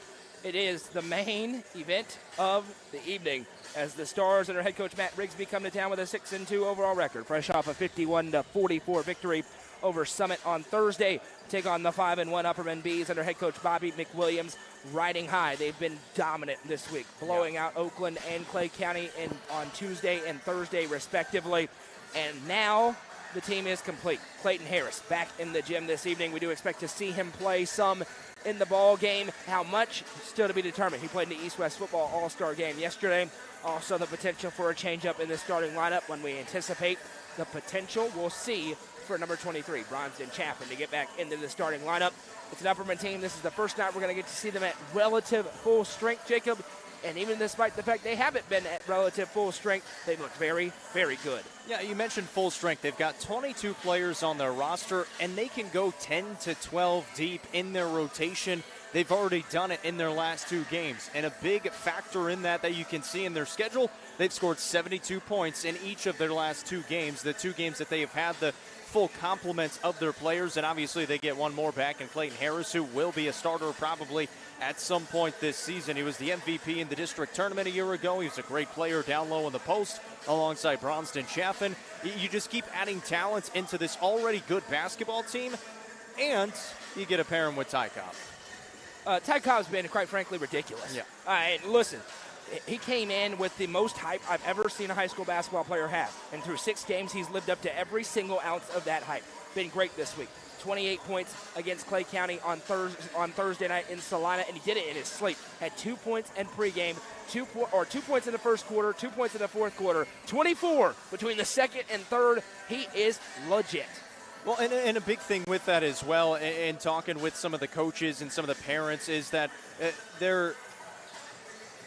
they say he's a great guy. We were talking about how he had the 28 points in that game against Clay County with Coach Asbury afterwards, and he said, he doesn't really care about the points.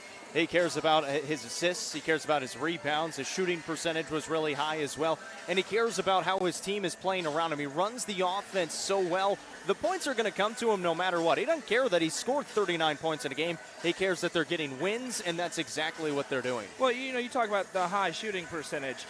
It was ridiculously high on 69%. Yeah. For Ty Cobb specifically, he went 12 of 14, 85%, 5 assists and 4 rebounds for 28 points. That's insane. The efficiency with which the young man is scoring, and now he has the cavalry behind. He may not score 28 points every night. He won't, because they don't need him to. Right. Braden Roberts is very good. Now Clayton Harris, Bronston Chaffin in there. Cam Bush going to continue to get acclimated. Branson Turnbow, Jack Torrance. This is one of the deepest teams Bobby McWilliams has ever had. He said that. It's looked the part so far, and it gets deeper tonight with the return of Clayton Harris. Going back to Siegel, the interesting thing with this team, they opened the season against Laverne, fell to them by a point. Upperman has already beaten Laverne, and that was a very short-handed Upperman team. They also played Brentwood Academy, different Brentwood teams, but a very good Brentwood Academy team fell to them. That was their second loss of the season, 56-43.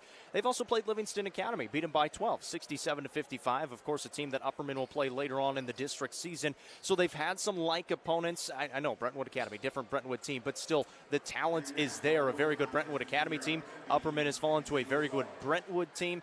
And so they've played some similar opponents. And, of course, the return of assistant coach Linus Martin. As I say, a return of a familiar face. Linus Martin, he's longtime head coach in DeKalb County, head coach at Monterey. Now he's an assistant with Siegel. He is on the bench, so he's going to be there's going to be some fire on that Siegel bench as well. Siegel with maybe my favorite jerseys of the year. The turquoise, as you said, Seattle Mariner throwback color jerseys. They're turquoise. And you can shorts. see them. You can see the numbers. Thank God for that. You can see the light numbers on the front and the back. The light's about to go out, and the music will start here as they introduce the Upperman B starting lineup. And this one's going to be interesting. It's been the same starting 5 all season. Will it be again tonight? Maybe some inclinations that it may change just a little bit. the 5 who have started are going to continue to play a lot of minutes. Another player's been really good, Jacob. Evan Huddleston had maybe his best game of the year on Thursday. He's providing a big boost. May slide into the 6-man role at some point for this team, but he's proven the fact, and as we said before the first game of the year, somebody's going to earn some minutes. Evan Huddleston and Jack Torrance have earned some minutes. I was going to mention Jack Torrance as well. Evan Huddleston, absolutely. Jack Torrance, that second guy that have started to earn themselves minutes. And that's the fun thing. You've got Bronston Chaffin and Clayton Harris. Then you can go to Isaiah Helms to spell them if they need a little bit of a breather here and there. This team is so deep. They're never going to be tired throughout this season because they can play 10 to 12 players throughout the season. Well, I can already see there's going to be a change in the starting lineups because I can see Bronston Chaffin sitting there on the bench. We'll give you the starters here momentarily, hopefully, for both teams. Player to watch, Carter Webb, the guard for Siegel. He is their leading scorer each and every night. He is very good, and that'll be a matchup to watch him against Ty Cobb if either team goes man-to-man defensively. Well, Jack Torrance still getting the start, so that's good to see. Yeah, so the starters are going to be Ty Cobb, Jack Torrance, Evan Huddleston, Braden Roberts, and Bronston Chaffin. Let us know in the comment section if you're watching on Facebook or YouTube, where you are, where you're watching from, who you're cheering for this evening. The weather blowing into the area. Stay weather aware. As of now, no active warnings in the area. I will not pretend to be a meteorologist, but I can tell you what we get with the alerts from our friends at Upper Cumberland Weather throughout the broadcast, but keep your eye on it as well. Upperman going to be in the classic home white jerseys, white shorts, gold numbers and letters on the front and the back with black trim. Bobby McWilliams has his team ready to go before they will take a trip down to Orlando as well. Those games Thursday, Friday, and Saturday, and I will be in Orlando with Upperman for all the action live on our Facebook page. This is an all-uniform game right here between the Bees' clean white uniforms and the Siegel uniforms as well. Love it when we get a roster provided, and there's Mac Moss. He's the other starter. So starters tonight, Carter Webb, Mac Moss, Cadence Melendez, Dorian Lyles for Siegel. I mentioned Upperman's already. And Upperman possesses the opening tip. Jack Torrance with it. And that pass is going to be stolen away. Is it saved in? It sure is. Siegel possesses into the front court. Shot thrown up with the right hand. That's too strong, no good. Offensive rebound extends the possession. Maybe a travel, no call. Into the corner. 3-ball on its way. That's no good. Bronston Chaffin comes away with a rebound. Now into the front court, Roberts. That's no good. Offensive rebound swiped out of the hands of Huddleston. It'll stay with the Bees.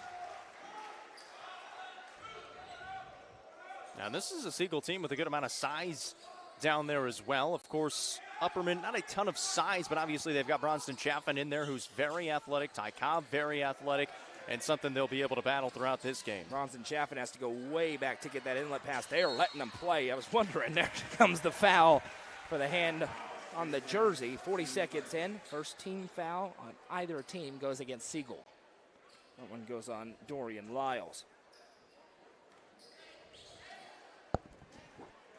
So Cobb brings it up. How long will it be until we see Clayton Harris? How much will Clayton Harris play? He had a good game last night. Had a fumble recovery in the East-West game as Roberts triggers the three. That's no good. Huddleston with another offensive rebound. Out to Torrance. That's no good.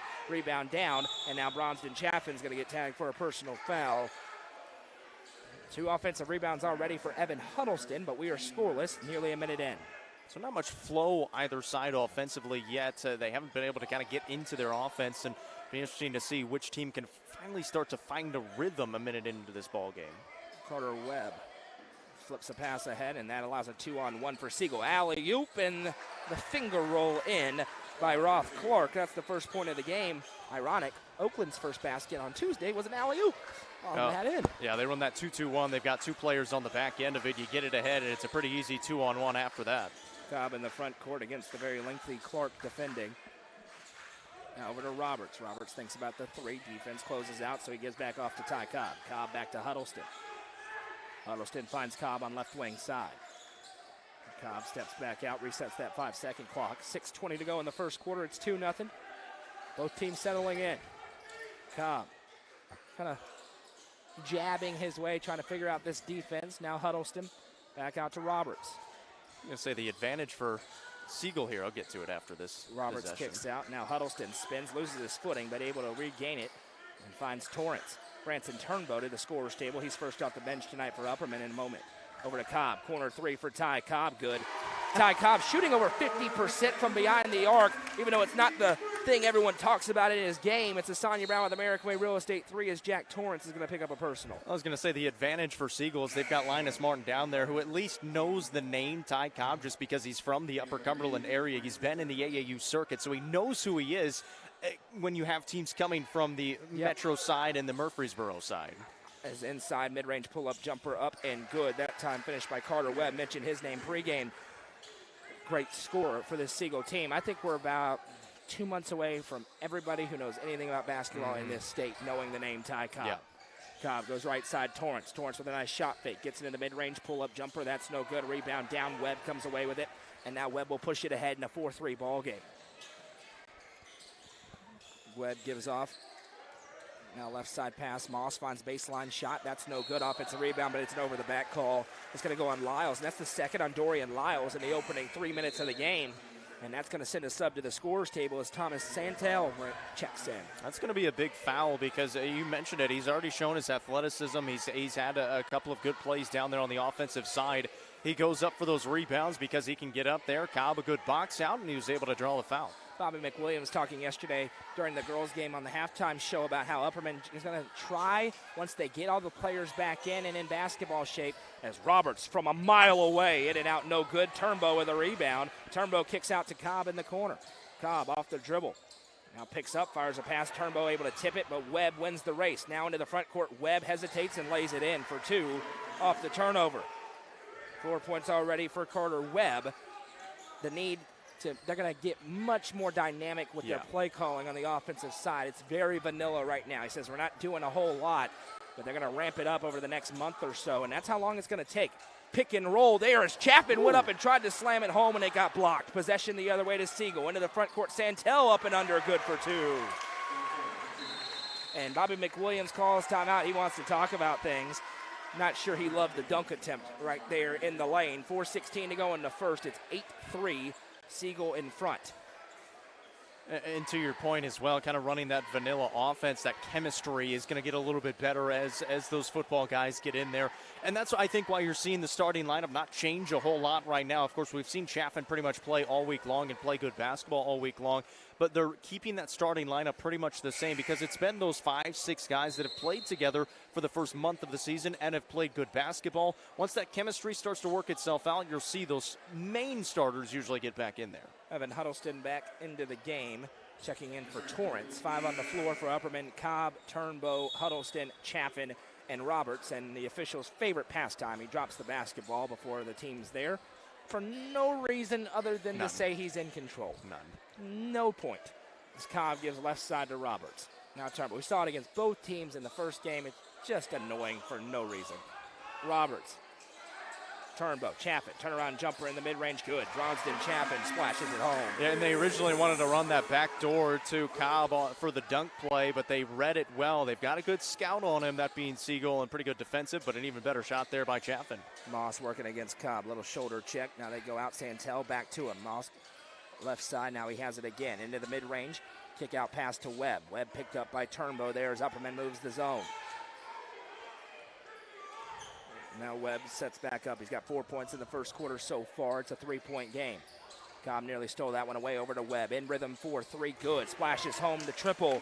Carter Webb looking exactly as good as advertised so far. Siegel back out in front by 6. Yeah, 23 points in their Thursday night win over Summit. He's a really good basketball player. Got a good amount of size as well.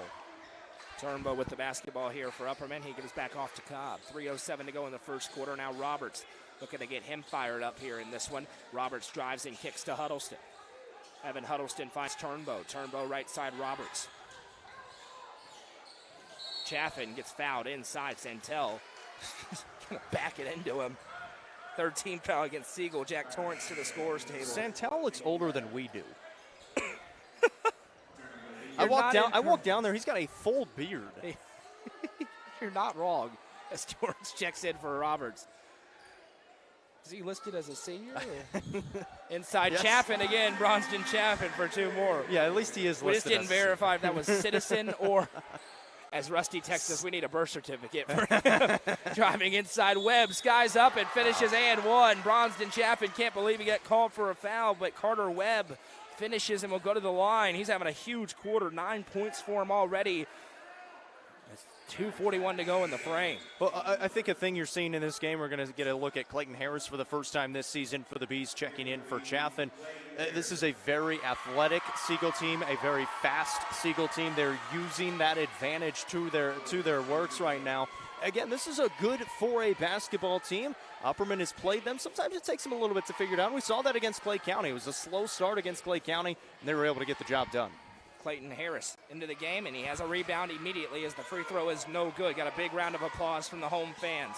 Cobb inside finds Harris. Harris goes out to Torrance. Siegel's thinking, who the heck is this guy? As Cobb goes left side.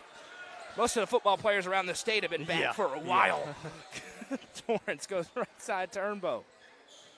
Oakland was thinking the same thing with Chaffin on Tuesday. Now Cobb wiggles inside, and he got fouled. Yeah, it was that subtle body-to-body contact that tripped up Ty Cobb, and that's the 14th foul against Siegel. Yeah, Oakland was doing the same thing with all their football guys too, so trying to figure out their way on the boys' side. Ralph Clark been called. Pardon me, that one went on Cadence Melendez.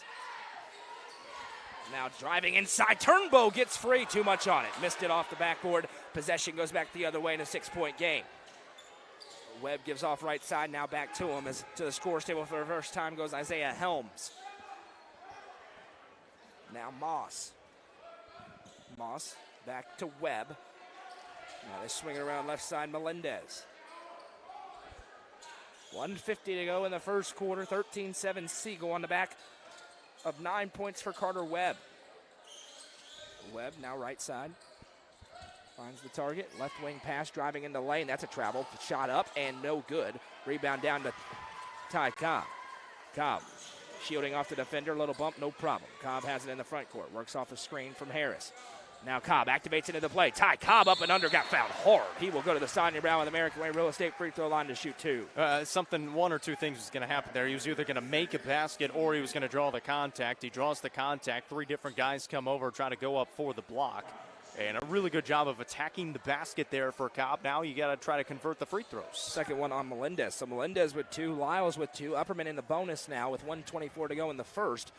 And Ty Cobb, the freshman superstar, splashes home the first. How about that line? The freshman superstar. Am I wrong? No, you're not even close to wrong. That's what's funny about it. You know, and that's the thing. You don't want to put pressure on the kid. He has earned the reputation.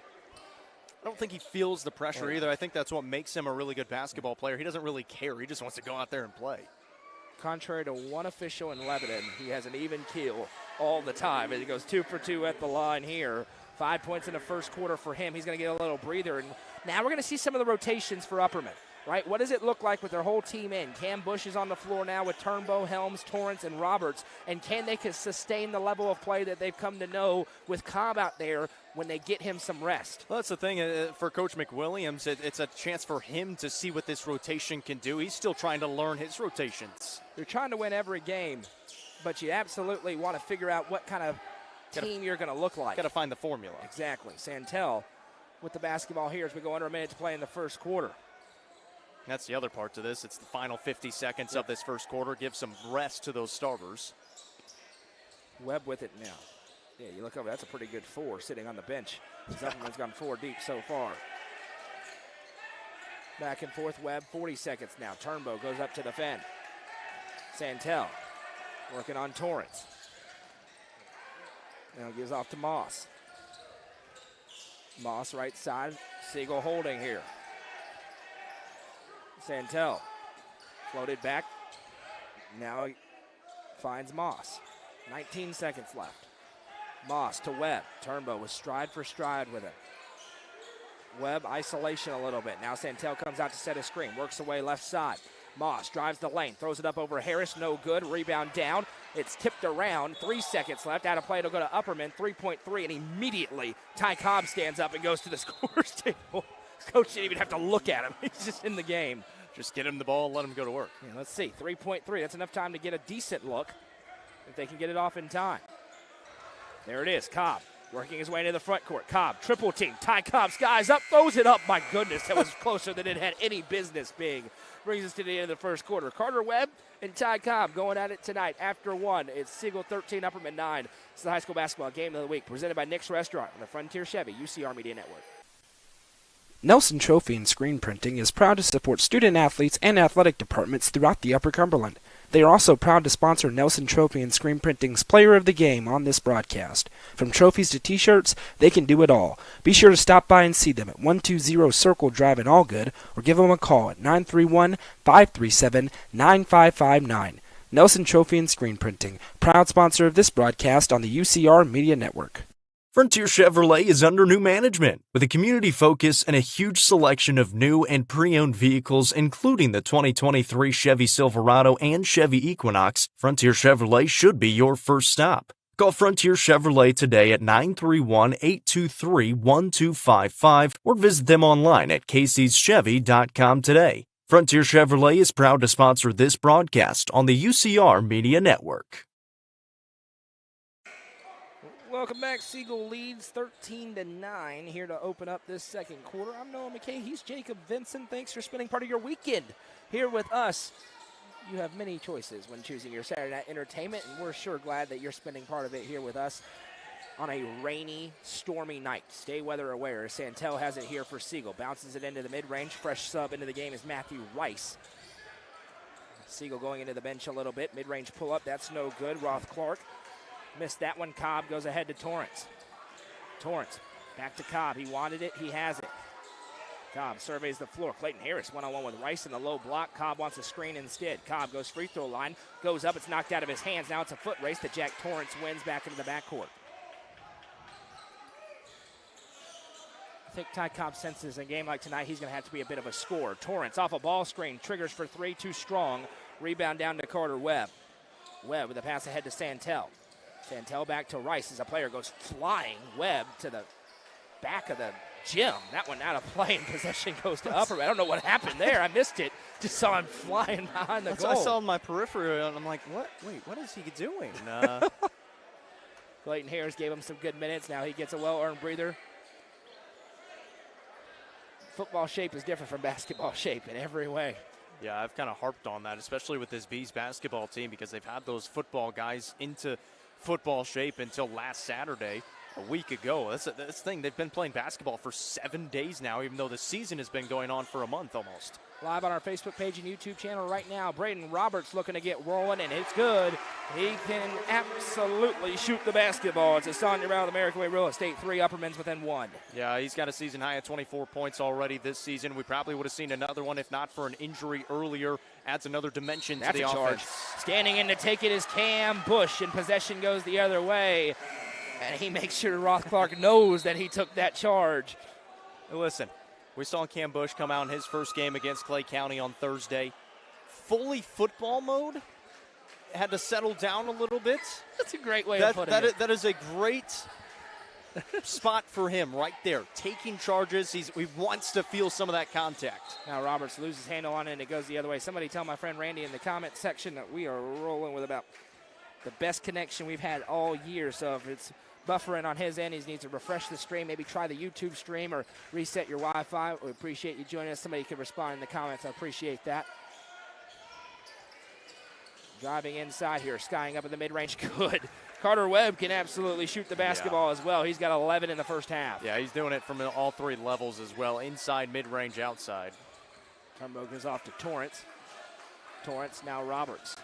Roberts looking for Cobb for the alley-oop, and it went right off the rim. Try to set up that play a couple of times a game. That time it doesn't pan out.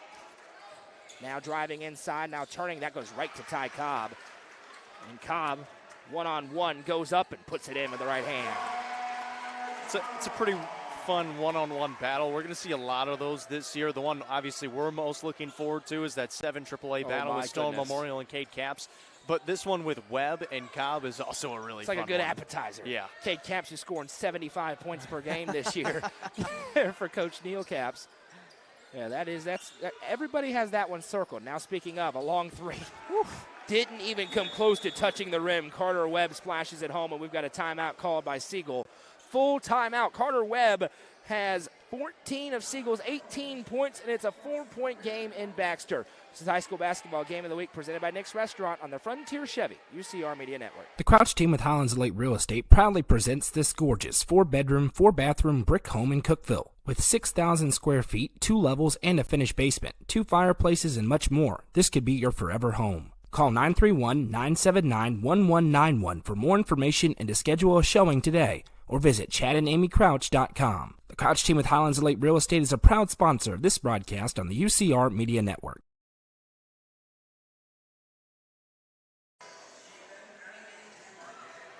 .5:13 to go in the second quarter. It is Carter Webb pacing the way in this basketball game. He's got 14 points for the Siegel Stars. That's 14 of their 18, but Ty Cobb has 7 for Upperman as the Bees find themselves down just 4. Talking a little bit there in the break, Jacob. For Upperman, Carter Webb, they got to figure out an antidote for him, but to be down only 4 with a player shooting as well as he is, they're in a fine spot. Yeah, and for the Bees, they've turned the basketball over a couple times. The offense hasn't been super crisp early on. And this is a Bees team that, again, it's going to take them a little bit to get comfortable. They've been playing some really good basketball. And again, the official has put the basketball down on the ground. It's birds of a feather flock together tonight. This crew. Right side, Cobb flips it across to Torrance. He's in rhythm for 3. Jack Torrance, that's no good. Rebound down. Nice one by Moss. And he'll bring it up for Siegel. What did I say? Baseline, stepping through. That's a travel in every country, and it goes the other way. You know, if you don't bring attention to it, they would never know. Just let it roll. No. 4:53 to go in the second quarter. Torrance walks it across the timeline here for Upperman. I told you, it's like broadcast number 9 of the week. Get your popcorn ready. Next week's Florida. Who knows what I'll say. When I was in Arizona 2 years ago, I said, I can't wait to get back to Tennessee where refs know when they don't know what they're doing. Torrance gets it out. Now Siegel brings it up the other way. Stepping through Webb. No call. It's a charge. Yep. It was a late whistle, but it's a charge. Evan Huddleston got that guarding position with some great transition defense, and it'll go the other way. Yeah, it was a really good job getting back, getting in front. May have not gotten set right in time, but again, you get back there and you make the referee make a decision. He was able to do that. And again, you don't have to have your feet planted. Right. You just have to have that legal guarding position, and the official says he did. And a good barometer I've kind of found for that is we have a discussion about something, not sure what it's for. Yeah, the shot doesn't count if that's the question. Oh, they're making sure the foul. It's a charge, yeah. But is that contact chest to chest? Is it shoulder to chest? That time it's shoulder to chest, the offensive player into the chest of Huddleston. That's not a set rule, but from watching as much basketball as we do, typically that's something you can look for. Cobb going to bring it up. Clayton Harris back into the game. He's going to come set a screen for him. Off left side, and an offensive foul. I guess as Harris popped off that screen, he gets called for a moving screen. They may have just thrown that hip out just a little bit, trying to create some space, and that is the – never mind, they looked like they were moving down to shoot free throws. Just the first, yeah. They better not be. I was like, wait a second. On an offensive foul. Still 4:12 to go. Well, yeah, that's the other part. Yeah, Bush got to the scorer's table a little bit late. He'll have to wait for the next stoppage as Moss brings it up. 4:06 to go in this first half. Been a good one so far. Offenses aren't really in rhythm, but the two stars for each of their respective teams are. And there's one, Webb with it. He floats back out, picked up by Turnbow. They really trust Turnbow on the defensive end. Santel with it. Moss working against Cobb. Now he's forced back out. Santel swings around to Webb. Webb has the lane. He takes it inside, throws it up good, and one for Carter Webb, who has been every bit as good as advertised this evening. He has 16 points with a chance to make it 17 at the line. Yeah, this is a Siegel team that's only averaging 56.5 points per ball game. They're well on their way to that pace right now with the 20 points, 3.5 to go in this quarter. And we had a sub try to check in when they were already ready for the next free throw, is what the officials say. I haven't given him the basketball yet. Yep. Webb going to shoot the free throw. And he makes it, and now the sub will be able to check into the game. Upperman just 5 points so far in this second quarter. A 2 for Cobb and a 3 for Braden Roberts. 5 on the floor for the Bees as we continue to watch the rotations. Bush, Cobb, Huddleston, Harris, and Roberts. Going 9 deep so far this evening. Could see Finn Sissom and Colton Johnson at some point. Cam Bush has it. Harris posting up against Santel. One dribble, turns baseline, puts it up good. Clayton Harris with his first points of his senior season. That's what you like to see for Harris. Gets a good post up inside. A little bit of a mismatch with Santel behind him, and a good move. Finds the 2 points. Now Moss pops off off-ball screen, and sets up. 3:08 to go in the second. Checks back towards his head coach, Matt Rigsby. Really good coach. Now Moss off the dribble, triggers the 3, no good. Harris there for the rebound, flips it to Cobb, and now Ty Cobb turns and burns. Cobb, double team, steps through, underhand pass. He's going to get called for a travel as possession goes the other way. Yeah, he's trying to get that little step through to get the pass off in time. I think he got tripped up just a little bit, couldn't quite keep his feet where he wanted to. Gets tagged with the travel. Again, and that's not something you see too often from the freshmen. You think, yeah, most freshmen are going to make mistakes like those. For Ty Cobb, those don't happen very much. Well, you also saw as soon as he had the ball in the front court, he was double teamed. The book is getting out yeah, right that's now. going to happen almost every single game. Good news for Upperman, they have some other weapons that he can distribute the basketball to and change that up. Right side pass goes to Moss. Moss back to Santel. Santel finds Webb. Webb from downtown, no good. Feels like a breaking news story that he missed a shot. Ahead it goes to Cobb. 2:26, Cobb off to Roberts. In rhythm, Braden Roberts, no good. Rebound down, Cam Bush wins it. Bush goes back up and is fouled. Cam Bush, the senior, to the Sonia Brown with American Way Real Estate free throw line to shoot 2. A really good job by Cam Bush. Really good rebound and a nice job knowing that he's probably going to get fouled on the way up. He's not the tallest guy out there, but he's got a good amount of size to him. Able to work through some of the contacts, give a good effort on it, and 2 defenders try to give him a block, give him a little bit of body as well, and hit him on the arm. Stick around during the Happy Hiller halftime show. We'll be joined by Lady B head coach Dana McWilliams. A big win earlier for Upperman in come-from-behind fashion. Talk about that one as Cam Bush makes the first free throw. Yeah, he used every bit of the rim that time, but able to get it to knock down. And he looks a little bit more composed here on Saturday night compared to Thursday. He's played a lot of basketball. Cam Bush just has to settle in, and second one no good. Rebound down to Moss, and it's a 4-point game. Still a long way to go in this one. Feels like both these offenses could turn it on at any given moment and go on a run. Pass intercepted by Cam Bush. Bush now bringing it up the other way. Feeds it across to Roberts, who puts it in, and he is fouled. Puts it up, I should say, and he got fouled by Webb. That's the second on Carter Webb, so something to watch there if maybe Coach Rigsby takes him out or not to try to protect that third foul with 2:03 to go. If I'm a coach, I do, with 2:03 to play in this first half. I feel like you've had a good enough team to still run an offense, pretty good defense as well, but he has been playing really well on that offensive side of the ball. This is the Sonia Brown with American Way Real Estate free throw line for Braden Roberts. His first is good. He's going to leave him out there. An extended breather here for Bronsden Chaffin. They're going to one of the smaller lineups that they've got. Helms is out there, but other than that, 4 guards. 2 for 2 for Roberts, and it's a 2-point game. Not a ton of size for Siegel either. Kind of mirror each other in that way. Santel goes out to Moss. Moss working around the mid-range, steps through, throws up the shot. No. Cobb battling for the rebound. Siegel gets it, and it's put back in for Lyles. Yeah, he got there first when he came down. It got knocked loose because they had 2 defenders in there. Just wasn't able to hold on to it. Roberts right side to Turnbow. Turnbow flips it over to Huddleston. Into the corner, Cobb. Cobb back out to Huddleston. Huddleston swings it around for Roberts. Roberts drives inside. Fade away in the mid-range. No good. Cobb there battling. But again, the rebound won by Lyles. 1:20 to go in the quarter. Webb walks it across the timeline in a 4-point game.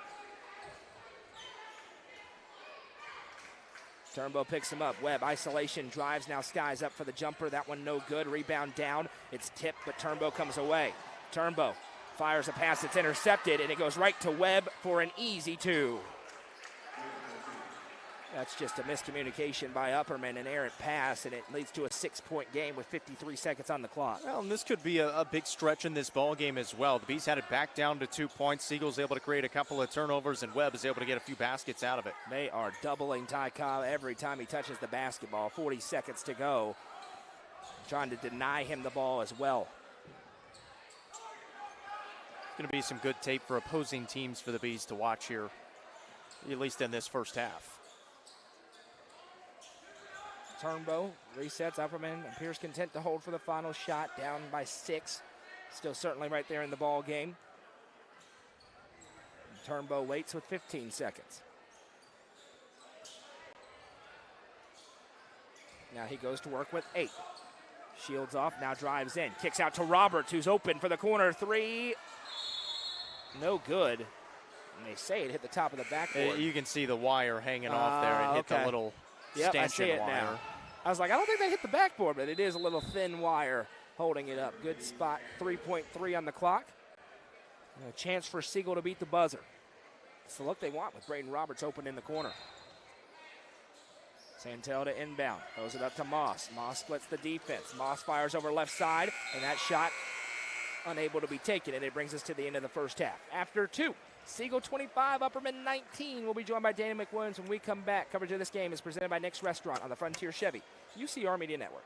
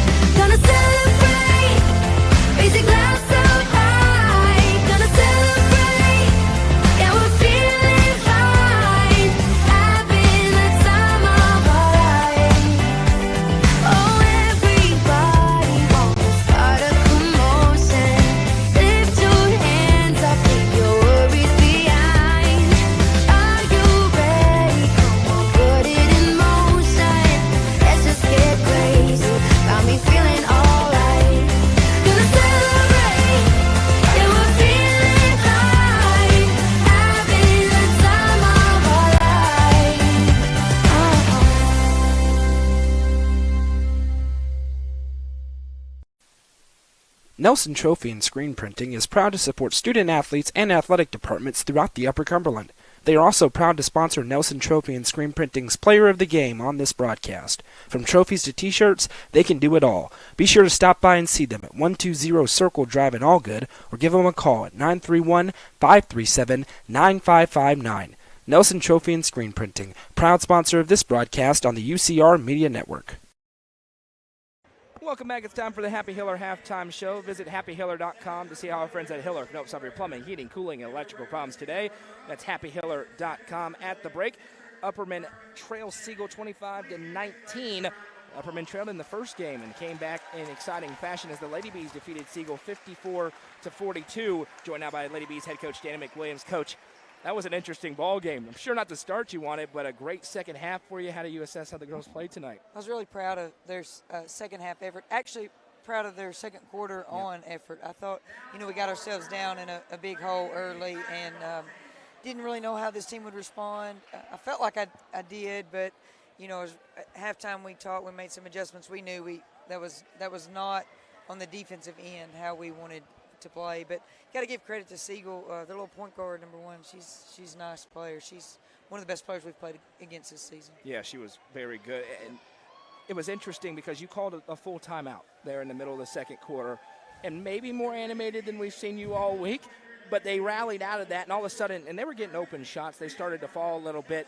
How good was it to see that kind of resiliency within a game when things just aren't going your way, to be able to kind of stay level and get back into it? Well, we did have a nice little talk there, just kind of trying to get them to focus, and I know this is our 4th game in 5 days. We know that, but that's no excuse. You got to come ready to play. I said, I told you guys they were good. I told you have to be ready. We got to get ready. So it's going to be too late if we wait. So we made a couple of adjustments, and then I thought the second half was really. It was really good for me to see. I'm really proud of all of our teams. It feels like that's something that we take a lot of pride in. That we don't ever feel like we're out. Yeah. We always feel like we got a chance, and our kids always play till the very end. So really proud of them. I know we've talked about her a lot already, but your freshman was ridiculous tonight. I mean, 6 threes, just raining them in, and again, very similar to Thursday, timely threes that fell through. I know she's a good shooter. Have you been surprised at all at how good Sadie South has been in those pivotal moments where a lot of times that's where it's tougher on a freshman because you squeeze the ball a little bit tighter and the rim gets smaller in a game like that? Well, I can see that she's a phenomenal shooter. I knew that. Did I know that she would be ready for those moments at this point? Obviously not. Did I know last year Taylor would be ready at those moments? You don't know that really, but when you watch a kid like Sadie, how hard she works, how much time she puts into her shooting, and we watch her in practice do that same thing over and over and over and over. So it's not surprising, but those are big moments. But when you're a good shooter and you put your time in, then the confidence is naturally there. That's just another shot for them. And what I thought was really great is our team found Sadie.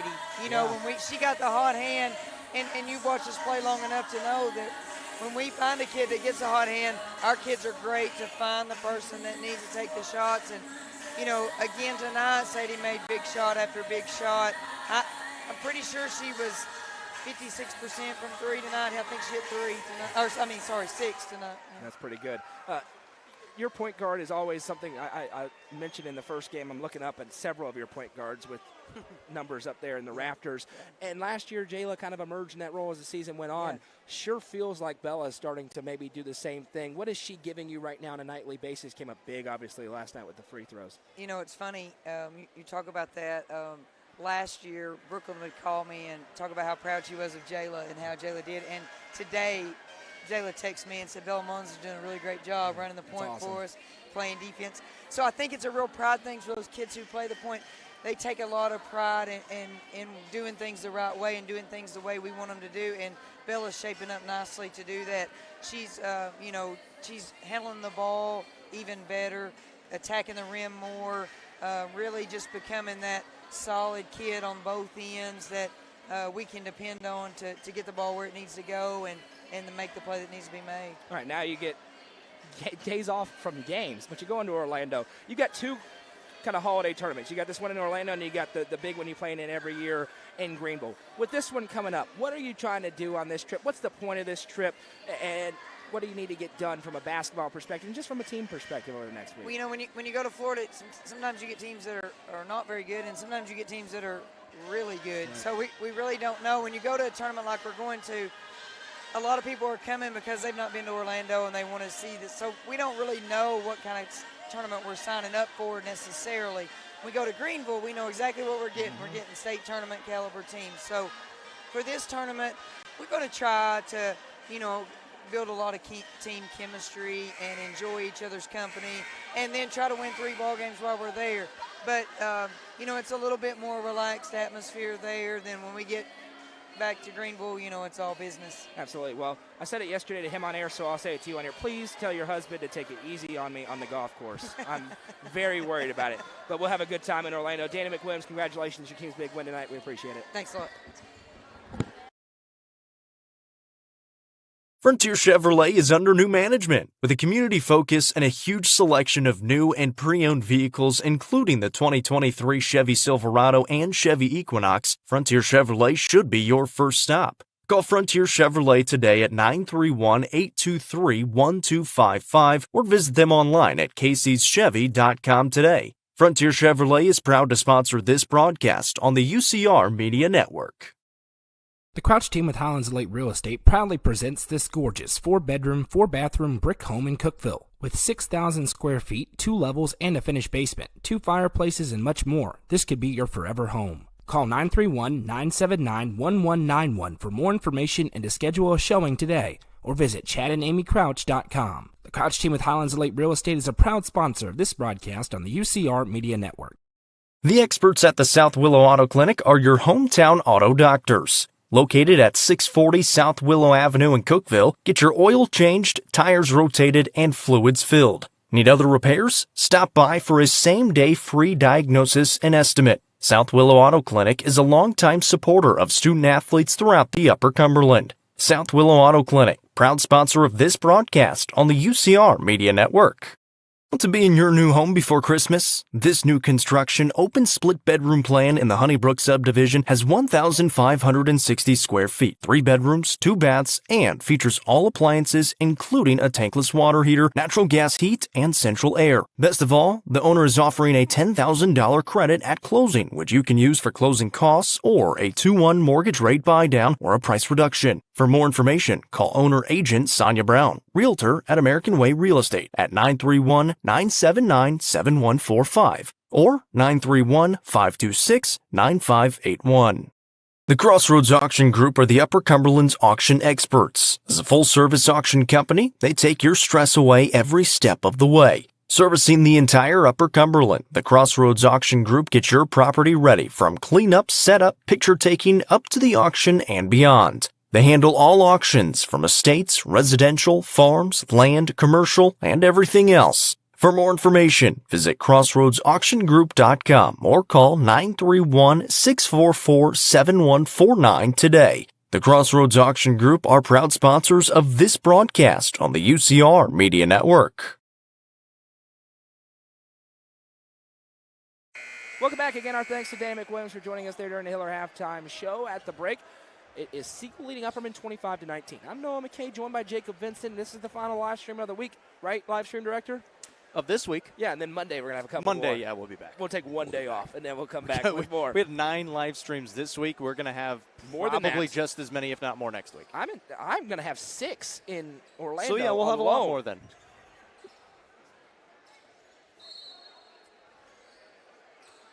Upperman basketball to open up this second half.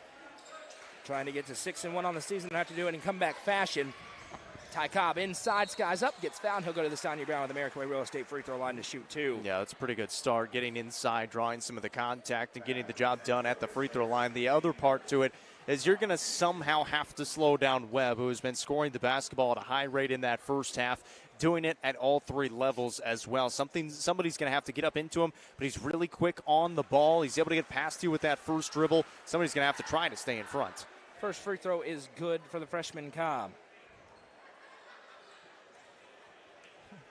You want to give a shout out to Justin Matheny, as the second free throw is good for Cobb. He goes 2 for 2. Yeah, that's right. Justin's watching an Upperman game. Basketball. Some of you think it's really funny. No, it doesn't matter. Okay. It doesn't matter. And I bet he's not cheering for Siegel. Right side Santel. Oh, yeah. Now I'm about to get a text. Baseline drive. Flip out pass the other way to Webb. Webb was sensational in the first half, and he continues it here. He has 21 points. That's insane. 21 of 27. You slow him down, you win the game. Pretty simple. A lot easier said than done. Here's Cobb. He gives off left side to Roberts. Roberts tries baseline. Now spins back to Cobb. Cobb throws up this shot. Disrupted. Not sure if he got hit or not, but it's no good, and possession goes back to the Stars. Siegel in the front court. Step through, pass out to Moss. Moss goes right side, 3 ball on the way, no good. Webb, that one's knocked out of the hands of Huddleston, and possession goes back to the Bees. 6:56 to go in the third quarter. It's a 6-point game. It's also a little loud outside. Yep. Thunder keeps disrupting us. Thunderous. The good thing is we've got lights, knock on wood. And it's just thunder. Still no warnings in our area so far, so we hope that continues. Now a 3 for Jack Torrance, no good. Bronston Chaffin back in with a rebound and the putback, good. Not a ton of minutes in that first quarter or in the first half for Bronston Chaffin. Let's not forget, this is his 3rd game of the week, and he played in a football game last Saturday, a very physical football game, so very understandable. As Webb now on the other end pulls up in the mid-range and he banks it in. More Carter Webb. At a certain point, might as well just put 5 on him and dare somebody else to make a shot. Well, first of all, that was an incredible catch on the pass, a little bit over his head. He's able to kind of tip it to himself, and then a great finish as well using the window. Torrance gives off to Huddleston. Huddleston into the corner. Roberts now. Chaffin shields off, and a foul is called on the floor, and that's a break for Siegel because it was an easy 2 for Chaffin. But instead, a personal foul going to go on Roth Clark. It's his second. Team second. Yeah, Clark draped all over the back of Chaffin. Chaffin doing a really good job of still getting to the basketball and making sure it wasn't picked off. Give and go. Chaffin to Cobb. Cobb up and under. Are you serious? What a finish by Ty Cobb. Uses his length to his ability that time. Got a little bit of the shot fake just to get the defender off balance and able to go to the opposite side of the rim. Now on the other end, kick out past Santel. Now Moss, back to Santel. Moss again. Moss going to drive into the mid-range. Pulls up for the jumper. No good. Rebound down to the Bees. Huddleston. Now Roberts brings it up. Cam Bush to the scorer's table as Huddleston has it at the top of the key. Right side, Roberts. Roberts back over Huddleston. He drives in the lane. Underhand pass to Chaffin. What a bad call. A charge is called on the pass against Huddleston, and it's just a bad call. That's the only way I could put it. Went down like a sack of potatoes and got the call to go the other way. And he got barely touched. That's why it's a bad call. Barely touched. It's absolutely could still be a call if there was any momentum taking him into the body, which there was not. That's pretty poor. Driving ahead here. Now Moss back out Santel. Over to Webb. Been a possession since Webb scored. About time for him to score again the way it's going tonight.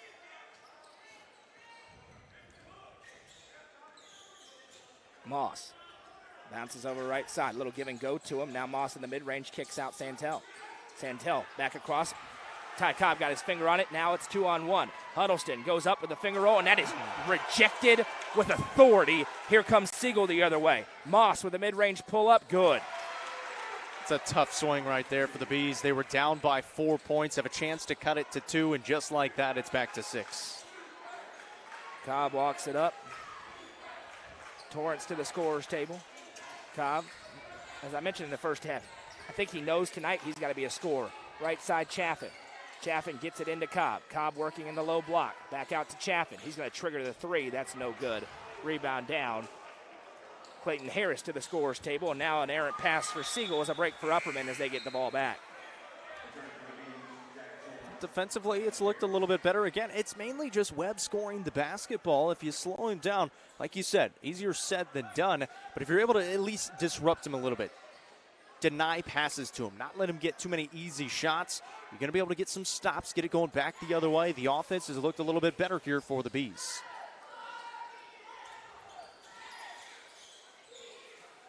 Right side, Jack Torrance with it.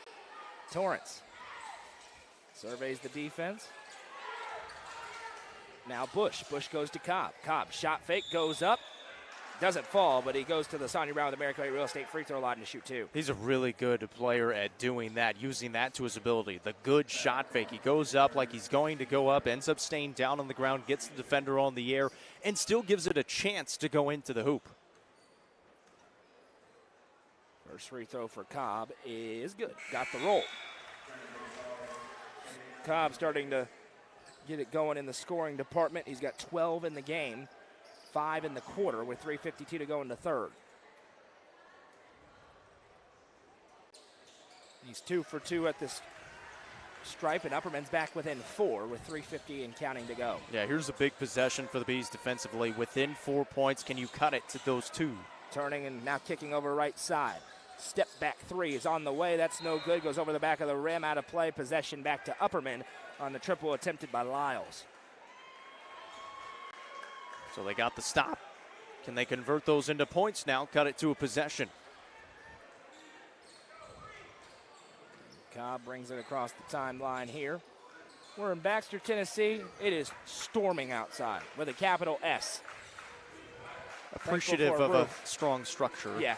Harris turnaround inside, puts it up, couldn't get the roll, but Bush fights for the rebound. Now Cobb. Cobb slicing and back out to Bush. Bush back to Cobb. Ty Cobb off the dribble.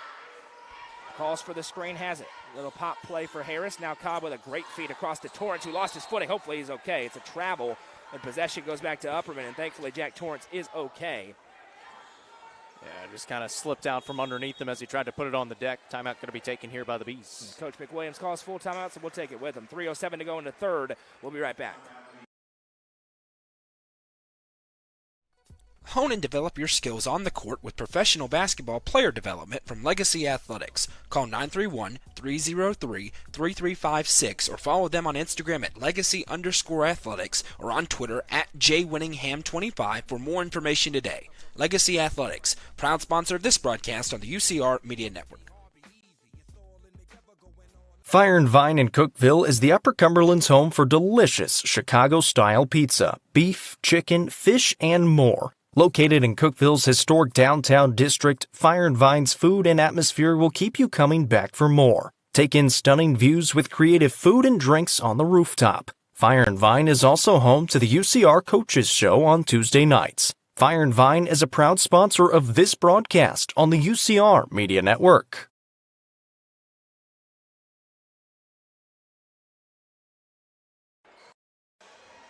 .307 to go into third quarter. 31-27 is our score. Siegel in front. Neither team really in rhythm so far, but Carter Webb has been in rhythm for Siegel, and that's been about all they need, as he's got 23 points. Stars basketball here. And they give it off left side for Lyles. Lyles back over to Webb. Upperman in a zone look. Now Melendez.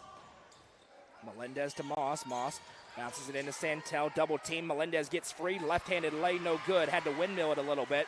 And possession back to Upperman. Now Cobb fires a fastball ahead to Turnbow. Back out to Ty Cobb. Cobb finds Cam Bush. Now Turnbow. Turnbow into Clayton Harris. Harris triple team. It's tipped to Chaffin, who puts it up. No good. Long rebound. And Cam Bush has it. A little tip out pass to Cobb. 2:18 to go. Cobb looking for Turnbow. Has to go up, put on his wide receiver hat to get that one. Turnbow finds Chaffin slicing through, who puts it up and in. It kind of looked like he got hit across the arm on the way in as well, but the fortunate thing for the Bees, back within a possession, you've got yourself a ball game. Bounces over into the corner. Santel, are you kidding me? Just took 4 steps and double dribbled. Now inside, charge, makeup call. Possession goes back to Upperman. There wasn't a ton of contact, and that's the unfortunate thing for Lyles there, is he's going to pick up the foul only because they missed the turnover beforehand. That was not if you were ever wondering if there are makeup calls in basketball, rewind it 35 seconds. We just got one. You see Coach Rigsby unhappy about it. Well, it's because they got away with the travel beforehand. There was no question. It was a not really a one-for-one trade, no. So the Bees definitely came out on top of that one. Cobb works it inside. Ty Cobb goes up too strong, no good. Fight for the rebound, though. A star has it. It goes to Turnbow. Now he flips it back, and Chaffin possesses. Chaotic sequence. What a feed to Bush for 2, and we're tied. What a scrape by Chaffin. Was in the front court, had to come back into the back court, able to pick up the basketball on a tremendous pass. Lost it out of bounds. Chaffin just kind of standing in the way of Webb. Able to get the body out of the way, otherwise it could have been a foul. Just kind of stood in the way. He stood there straight up. For either team, that was one of the first in-rhythm plays, the tic-tac-toe passing for Upperman. Which we saw a lot against Clay County. We did. It's tied up at 31. We got a ball game. We figured we would, and we're here now. 1:15 and counting to play as Ty Cobb walks it to that center court B logo. Take his sweet time. He needs a break. Cobb going to get it over to Clayton Harris. The big lineup, and that pass, Santel tips it up. He was looking for Chaffin, and Siegel takes it back with exactly a minute to go. How about Santel going from the long sleeve undershirt to no undershirt here in the second half? It's in the way. Get rid of it. Moss goes right side over Melendez. He triggers the 3 on line, but no good. Turnbow with the rebound. He sends it ahead to Cobb, who's running the floor. Cobb Euros through and left-handed lay. No good. Rebound down the other way to Webb. Webb shielding off defenders into the front court. Fires a pass to Santel. Now Moss for 3. That's good. That's a really good extra pass to get the open look on the left wing there for the Stars. Able to take advantage of it. 3-point game again. 26 seconds after a run-and-gun sequence. Siegel regains the advantage. Now Roberts surveys the floor, puts it on his hip, and will wait.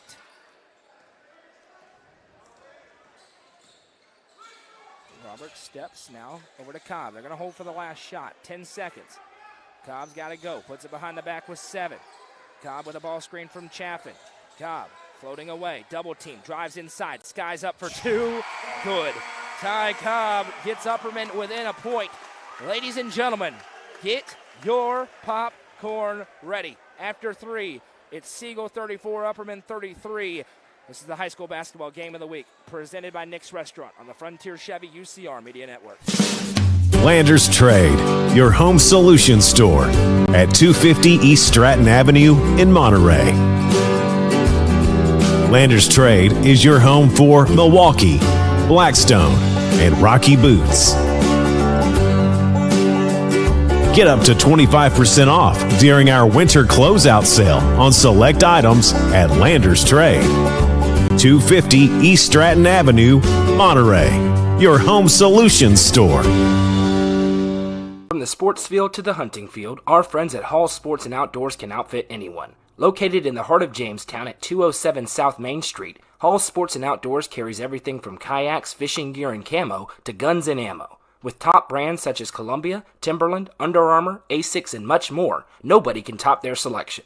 Need some custom gear for your team? They also offer uniforms, gear, and custom embroidery. Stop by and see them at 207 South Main Street in Jamestown. Hall Sports and Outdoors. Welcome back. Webb with the basketball he gives off. The officials are on TV time as the only media in here. We're good. They dropped the ball before the teams were ready, but here we go. I can promise you can take your time. Webb with it. Webb brings it over right side. Now fires the pass across into the lane. Foul, and Cam Bush got his money's worth. Dorian Lyles going to go to the line to shoot two. Yeah, considering the weather outside, I'm probably going to stay in this gym after this game ends for a while. Yeah. So we're in no hurry. At least till all the pretty colors go flying by on the radar. I feel like when you make an emphasis as a referee, it's not to get the teams out of their huddles to start the quarters. It is tonight. It's not like they're laying around for 30 extra seconds. I mean, you don't have to put the ball down, just hand it to him. Lyles splits it. He's got 3 points tonight, and it's a 2-point Stars lead. It's been Carter Webb and Ty Cobb. That's the story tonight. Webb has got 23 points. Cobb with 15 for Upperman. That's what's really impressive about Cobb as well. It's always a quiet whatever he's got. And an offensive foul is called as Bush tried to turn baseline, and Clark went down, and Cam Bush called for the personal. This Siegel team has done a really good job. Obviously, the Bees have gotten back into the ball game, but the Bees have not been able to take that next step. They haven't been able to take the lead or build on a lead. Siegel has done a good job defensively, slowing them down just enough and then getting some points on the other end to stay in front. Santel gives back. Now Moss. Cobb picks him up defensively. Pass over to Santel. Bush collapses. Now Moss. Little miscommunication defensively allows a three for Moss. It's no good. Roberts with the rebound. Now Cobb brings it up looking to tie or take the lead. Cobb working against Webb. Has it poked away from him. It's a nice play by Lyles, and now in transition here comes Siegel as Webb will slow it down. Flip pass over to Santel. Huddleston's back at the scorer's table for the Bees. That was a good job by Cobb there initially. Webb's got the basketball. He's forcing him to the sideline, trying to use the sideline as that extra defender. Crossover, Webb drives in on Bush, throws it up with the right hand, good. Carter Webb then does the too small back down the floor. 4-point game. Yeah, I mean, Cam Bush did about everything he could there. He stayed in front. He absorbed the contact. It was just a better play by Webb. Right side, Roberts. It's an earthquake. Bush goes into Chaffin. Chaffin too big inside, no good. Gets his own rebound. The putback for Chaffin, no rebound tipped. Third chance. And one. Bronston Chaffin finishes, and we'll go to the Sonia Brown with American Way Real Estate free throw line. So on the third chance, it's the best possible result for the Bees. Yeah, you'll definitely take that after it happens a couple of times. We'll get that fixed for you on the screen. That earthquake really disrupted things. There we go. Apologies for that. We know we just went to another dimension. It's Chaffin, and I say earthquake. We accidentally kicked the tripod. Yeah, we probably shouldn't say there was an earthquake. There wasn't really an earthquake. It was absolutely my left foot. Chaffin makes the free throw, and it's a 1-point game.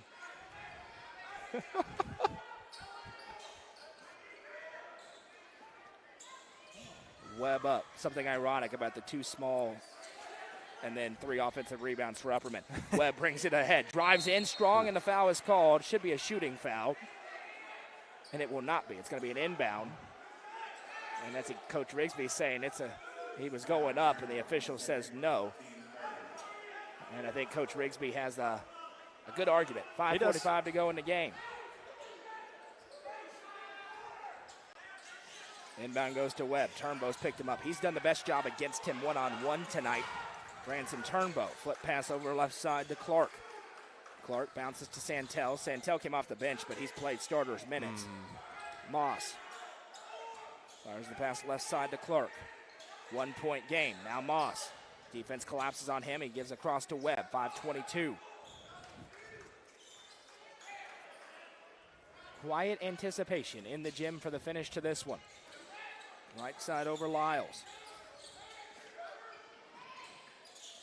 Now back over to Moss. Puts up the contested three, in and out, no good. Clark has a rebound tipped by Chaffin, and Chaffin gets called for the personal, connected with the arm, and that may be an extra tech coming. It's a soft one. Chaffin wasn't happy about it. Yeah, obviously he's going to be unhappy about it. He did reach across, kind of caught him on the body. You see Braden Roberts trying to calm him down a little bit. So he doesn't need to be teed up for that. You go talk to him, settle him down. He calls the technical, and it's a trip to the line for Moss to shoot two, and Siegel will get the ball. First free throw is good. 6 points in the second half for Mac Moss. Chapman going to come out. Harris going to come in.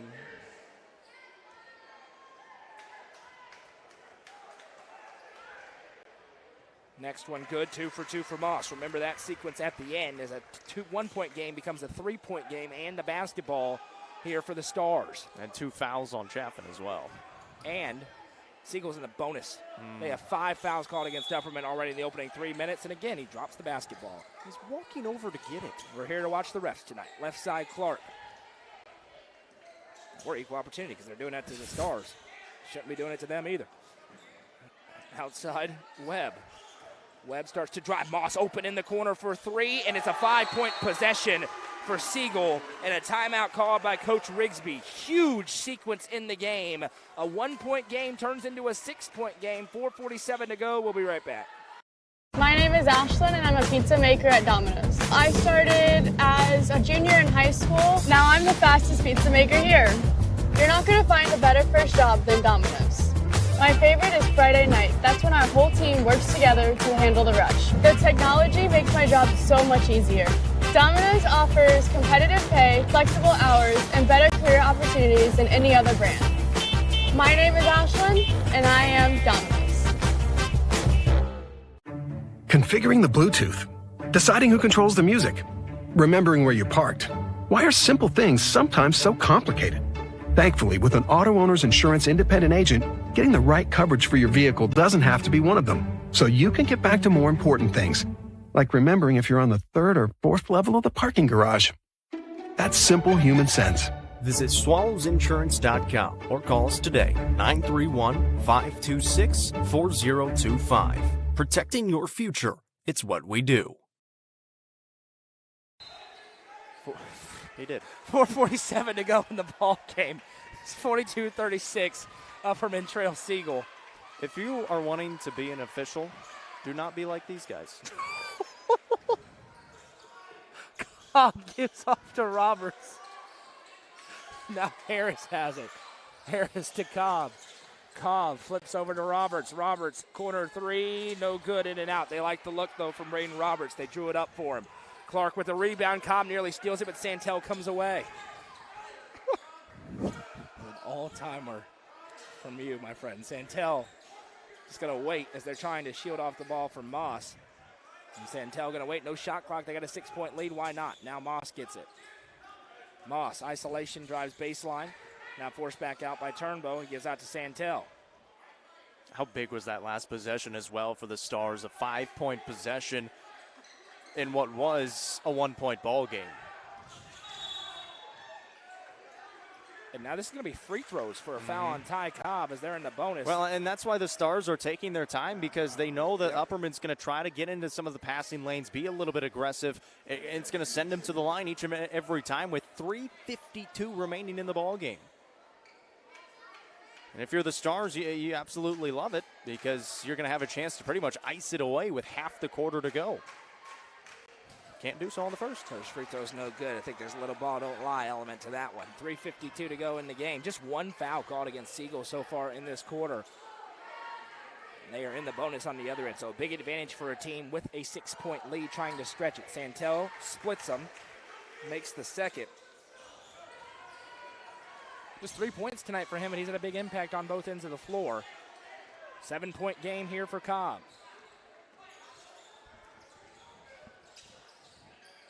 Roberts, now Cobb. Pass over, and there's a foul going to be called on Santel, but just the second team foul again. They got several to give. Third personal on Santel. For the Bees offensively, they're going to need some outside shots to fall. That's why you like to see Braden Roberts there in that corner shot, able to get it up. And now we have a stoppage of something. A marker. An expo marker. As Coach McWilliams' marker came on the floor. Monday night, Warren County against Livingston and Chattanooga Prep against Pickett County. Live on the Frontier Chevy UCR Media Network. And now we have a stoppage for something else. And an official is going to talk to the athletic director at Upperman.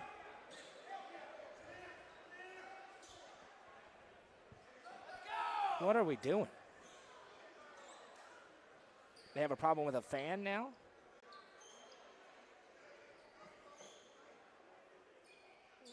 What is going on? I think it is.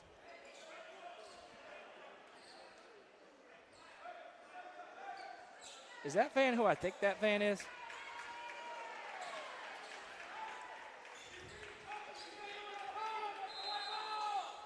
If so, that's the wrong fan to talk about if you're an official. Ty Cobb got to walk it. That's the wrong fan to talk about. As Cobb sends a pass that's tipped out of play, it stays with Siegel. And I'm going to be honest, this crowd's pretty subdued with how poorly officiated this game has been tonight. I've heard a lot rowdier crowds in this building, I'll tell you that. Inbound play goes to Harris. Harris to Roberts, 3:19 to go. Ball screen coming out from Harris. Roberts works against it left side. Now Huddleston to Clayton Harris. Clayton pivots around, now puts the dribble down. Backing down the defender. Turnbow's wide open, has to trigger it, and he hits it. Branson Turnbow with a Sonia Brown with American Way Real Estate 3. Something to get the crowd fired up a little bit. A huge shot for Turnbow. Another one of those football guys trying to find his stride here on the basketball court. A big shot for him. Now he needs a little bit of pressure, play some clean defense, maybe create a turnover. Moss fires a pass out, dangerous pass, but does find the target, Lyles. 2:40 to go in the game. Now Lyles lowers the shoulder and Cobb cuts in and will get called for the personal. Just the second personal on Cobb, but because of the bonus, it sends him to the line, and this will be Dorian Lyles going to go shoot 2. Yeah, Cobb, again, he's trying to jump that passing lane, get out there a little bit quick, and got into the body.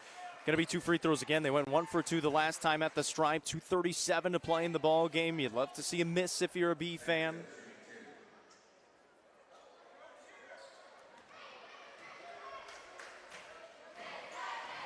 First free throw for Santel, rather, instead of Lyles, and it gets the friendly roll. Hit the front of the rim, hit the backboard, and trickled in. That's, I think, yeah, they're trying to figure out who the shooter is. Yeah, it was definitely Lyles who got fouled. That's the wrong shooter, and then that would wipe that shot off the board. There's no question it was Lyles. The thing is, he already let him shoot it. Dun, dun, dun, dun, dun, dun, dun, dun, dun. And that's what Coach Rigsby is complaining about, is they put him at the line and they let him shoot it, now and he made it. Lyles goes back. They're going to send Lyles to the line.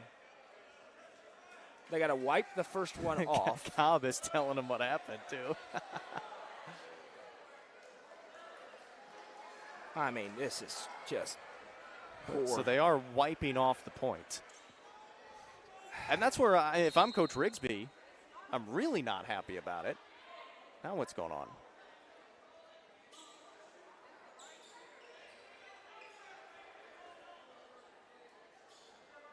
You probably want to talk, Jacob. Well, no, that's what I was going to say. If I'm Coach Rigsby, I'm really not happy about it, because you send one of my players to the line. He makes a free throw. And again, it's a huge point in the game. There's 2:37 to go in the game. We haven't had a lot of flow because of the Zebras down on the floor, and now they disrupt it again. So now Lyles is going to go to the line and shoot 2. After an already made free throw that they knocked off because of their fault for putting the wrong guy at the line. The first one is good. There was no question Lyles is the one who got fouled. Right. So it's the correct person at the line, finally. Second one is good. 2 for 2. That's 2 big makes. But just the fact that you get the wrong guy at the line, and then you wipe it off the board. Well, it's been equal opportunity tonight. Both teams is just head scratching. What is going on? Now Cobb off the dribble. Upperman looking for a basket. Roberts online, and he buried a Sonia Brown with American Way Real Estate 3. Back within a possession, looking for another big stop. Now you can pretty much play straight-up defense in a one-possession ball game with 2:10 to play. Webb, been a minute since he scored, and he traveled. Possession goes the other way. Yeah, there's been questionable calls tonight. That's not one of them. The fourth step goes the other way. Yeah, he kind of tried to get that gather step. There were a couple of gather steps in there as he was trying to get that pass out. That one was a good call. That was good defense there by Cobb as he picked him up, forced him to that right side of the floor. 1:57 to go in the game. Hey, these Bees, they've been in late game situations a lot this season. Now that one tipped up by Moss. There's a foot race for it, and a foul going to be called against Upperman after a chaotic sequence, and it's going to be free throws here, I believe, for Roth Clark with 1:46 to go. Cobb didn't like that one. He did a good job. He kind of just ran away from the play, trying to excuse himself. Yeah, that's the equivalent of going and counting to 10 when you're frustrated. Yep. Chris, I would probably sign up in ref if there was one major change, and anybody who knows officiating knows what that change would be. 2 free throws upcoming here for Roth Clark.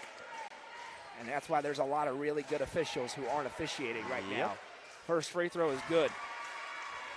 That's why we have 2 that broadcast with us now. At least. Mr. Casey Bolden joining the crew. That's true. Was also an official. Pickett and is now not. Good point. And a good official. That was the big one for Clark as he made it a 2-possession game, 46-42. The second one is up, and it is good. 2 for 2 for Roth Clark.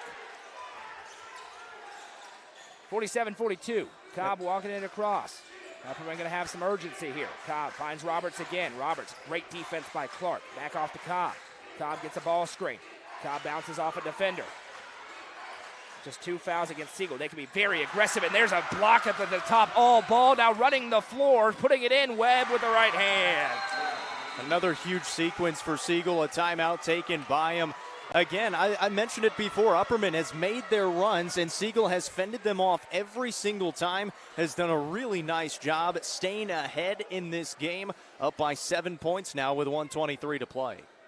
49-42 our score. Siegel's taken a 7-point lead. And, yeah, you know, in the first half, Jacob, it was all Carter Webb. He's got 19 in the first half, just 8 in the second half combined. But they've been timely baskets like that one right there. That was a great block on the other end. No doubt about that one. All ball at the top against Roberts, and it led to the 2. So now if you're Upperman, knowing that you're in the bonus defensively, Siegel has 2 fouls to still give.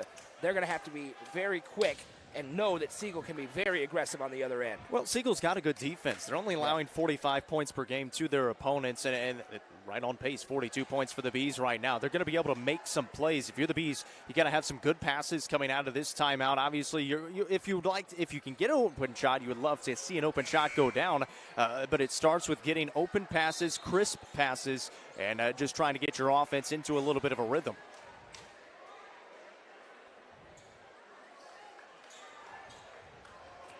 So it's going to be Upperman basketball here with 1:23 to go. Cobb will bring it up.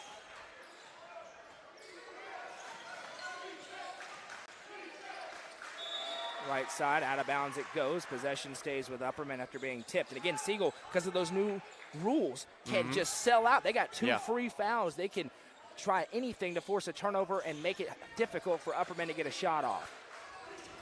Cobb driving around left side. Skies up, throws it up with the right hand. Good. Ty Cobb for 2. 17 points tonight for the freshman point guard. 5-point game as we near a minute to go. Clark in the front court, fouled from behind. It's called on Turnbow. A trip to the line for Clark to shoot 2. Yeah, and for the Bees again, this is where it hurts them because they're trying to make the comeback. He's trying to poke it from behind. He gets the body. It's a good call. It's going to send him to the line for free throws. That's the other part to us broadcasters. We will recognize when a good call is made. It's when it disrupts the flow of the basketball game is when we get irritated. First free throw is good for Clark. Yeah, we call a lot of basketball games. The last 2 nights we've had awesome crews. Yeah. Awesome crews.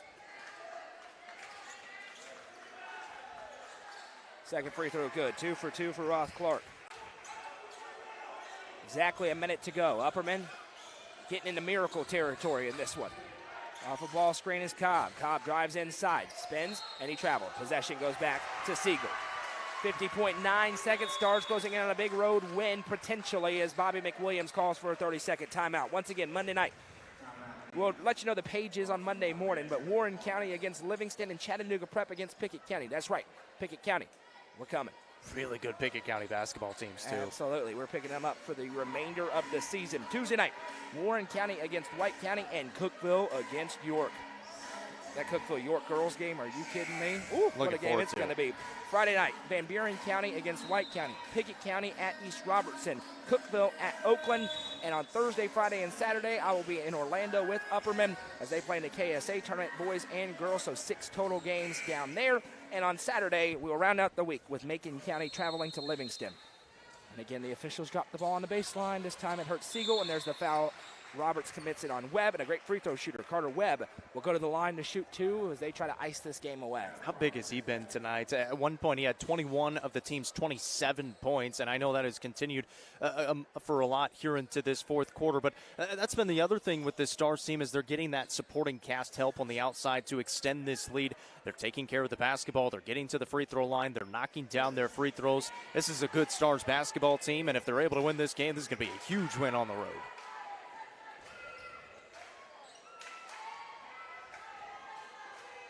First free throw is good for Carter Webb.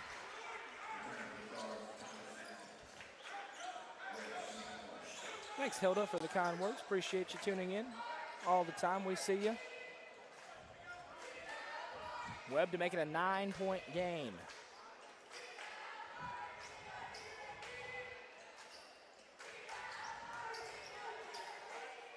Second one, no good. Rebound down to Turnbow. Upperman needs a bucket in a hurry. Cobb walks it up, puts it behind the back. It's a slippery floor tonight. Backdoor pass, what a feed. And Huddleston puts it in for 2. Now a steal for Roberts, and he traveled. Yeah, bobbled his feet as he tried to stay in. Coach McWilliams was trying to call for a timeout. They didn't give it to him. And so a break for the Stars. I think they're ready to go home, Jacob. Santel, and now we've got a whistle for something. He was going to grant the timeout then. Goodness gracious.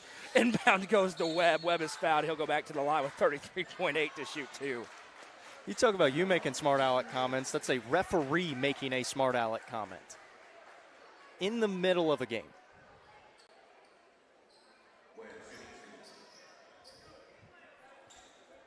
Again, we wouldn't gripe about it if it doesn't disrupt the flow of the game. That goes for both sides. Absolutely. We do not care who wins. Absolutely. Carter Webb at the line shooting 2. He just went 1 for 2 there. I don't know where this young man's going to go play, but he's going to go play somewhere. He's going to go play somewhere. Help him a lot. He is going to go play somewhere. He's fun to watch. Absolutely. He can play. He's got next level attributes to make it an 8-point game. 2 for 2 there. Coach Rigsby, I believe, burns his final timeout. 33.8 seconds to go.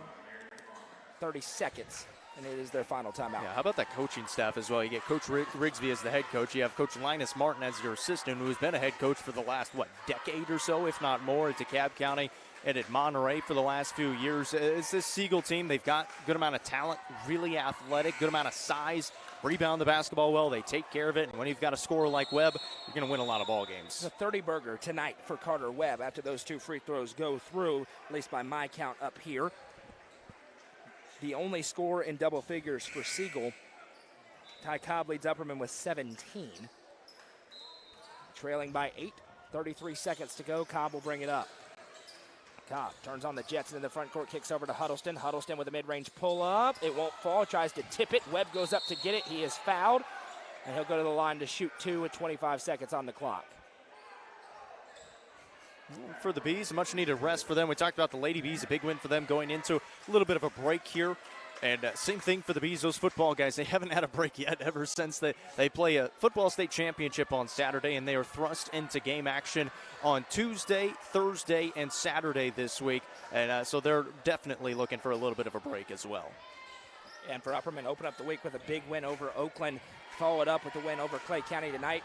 Doesn't look like it's going to be their night. So Interesting to see how they build out of this week, but again, as the first free throw for Webb is good. He's the Nelson Trophy and screen printing player of the game, by the way, just in case you were wondering.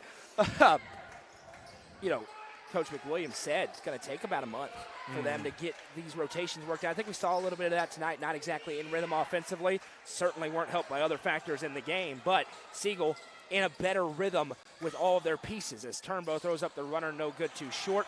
Rebound comes down to Clark, and Upperman will foul. They don't have to. It's going to make it look further apart than it was. It'll be a trip back to the line for Roth Clark to shoot two. But for Upperman, the understanding of the long game and that they're not playing Stone Memorial tonight. That's coming up next month, and they got to figure out what these rotations are and get them in rhythm. And I think that's exactly what you saw tonight. He used a little bit more of those rotations. He's trying to learn the rotations himself, and that's not to discredit anything that Siegel has done tonight at all. They have played a really good basketball game tonight. They absolutely earned this win. It's a really good win for this Siegel team, who gets to go face a familiar foe in Wilson Central coming up on Tuesday. So that'll be a fun ball game as well. We saw a couple of good players knock down some outside shots in that game against Upperman, but this is a good Siegel team that's going to win a lot of games this year. No doubt. Clark's first free throw fell through. His second does the same. 2 for 2, leads up to 11. This one all over but the buzzer. 16 seconds left. As Turnbow wiggles his way through traffic, gives off to Torrance. He'll trigger the three. That one no good. Rebounded by Huddleston. He puts it in for the two. And Coach McWilliams calls timeout. He's going to coach to the bitter end with 5 seconds to go. Oh, he's getting his money's worth here. Yeah, he's not happy with the officiating crew, and that's exactly why he called the timeout. And you know what, Jacob? I don't blame it at all. And one of the Lady Stars is doing the L dance at the student section. After they just took lost. an L. For a reminder that they just lost. An interesting decision. Ironic. But I don't blame Coach McWilliams at all for the timeout when it comes to wanting to get his money's worth here. That's... I despise that, Jacob. The L when you just took an L, I despise that. That's one, if the coaching staff sees that, I'm guessing they don't necessarily like that either. Full court pass ahead, and there's a foul as Cobb fouls Clark. Clark will go to the line to shoot two. This one's getting ugly. It's getting ugly. And there's only one reason why. They're calling an intentional foul on Cobb, yeah. And Coach McWilliams is pointing to a spot on the floor where he says the same thing happened with no call. Oh, I thought it looked like pretty good DB play there. I don't know. Throw him out there on the football field. And now a tech goes against one of the Stars. I think Coach Martin got it. And now a tech against one of the upper. Okay. What's happening? Okay. There are 4.2 seconds to play. Ladies and gentlemen, I will sum it up this way. I've probably called 60-some-odd basketball games in the last 2 years. This is the worst officiated game of those 2 years. It's awful. It's among the worst I've ever seen. It's that simple. Tee me up, please. I would love it. I mean, and I guess we're shooting free throws, so Clark's first free throw is good. We have a lot of free throws here. We could have 72 The Bees are going to get free throws at the other end. Maybe. Then they got called for a tech, so who knows? We may be here till the rain stops. Now, like you said, it's getting ugly. They need to end this game. They need to end this basketball game. I think Coach Rigsby's taking his players off the court. Yeah, yep, they need to end this basketball game. They did. The officiating crew does their job tonight, and as a result, for the first control was lost in this gym because of the way they played. The final score tonight is Siegel 58, Upperman 48, and everybody needs to get off this basketball floor immediately. And it's unfortunate. Immediately. It's unfortunate because the teams played. It was a really good game. It was. But you've got three clowns out there. The only issues in the game were this horrific officiating crew. Yeah. And they earned that reputation tonight. And now the Stars are clapping it up as they leave the floor. And the unfortunate part is it's misdirected. Both the team's anger is misdirected when it was a hard-fought game between the two. And it's chippy between the coaches right now as well. We're going to take a break and come right back, and we'll wrap things up tonight. We'll be right back.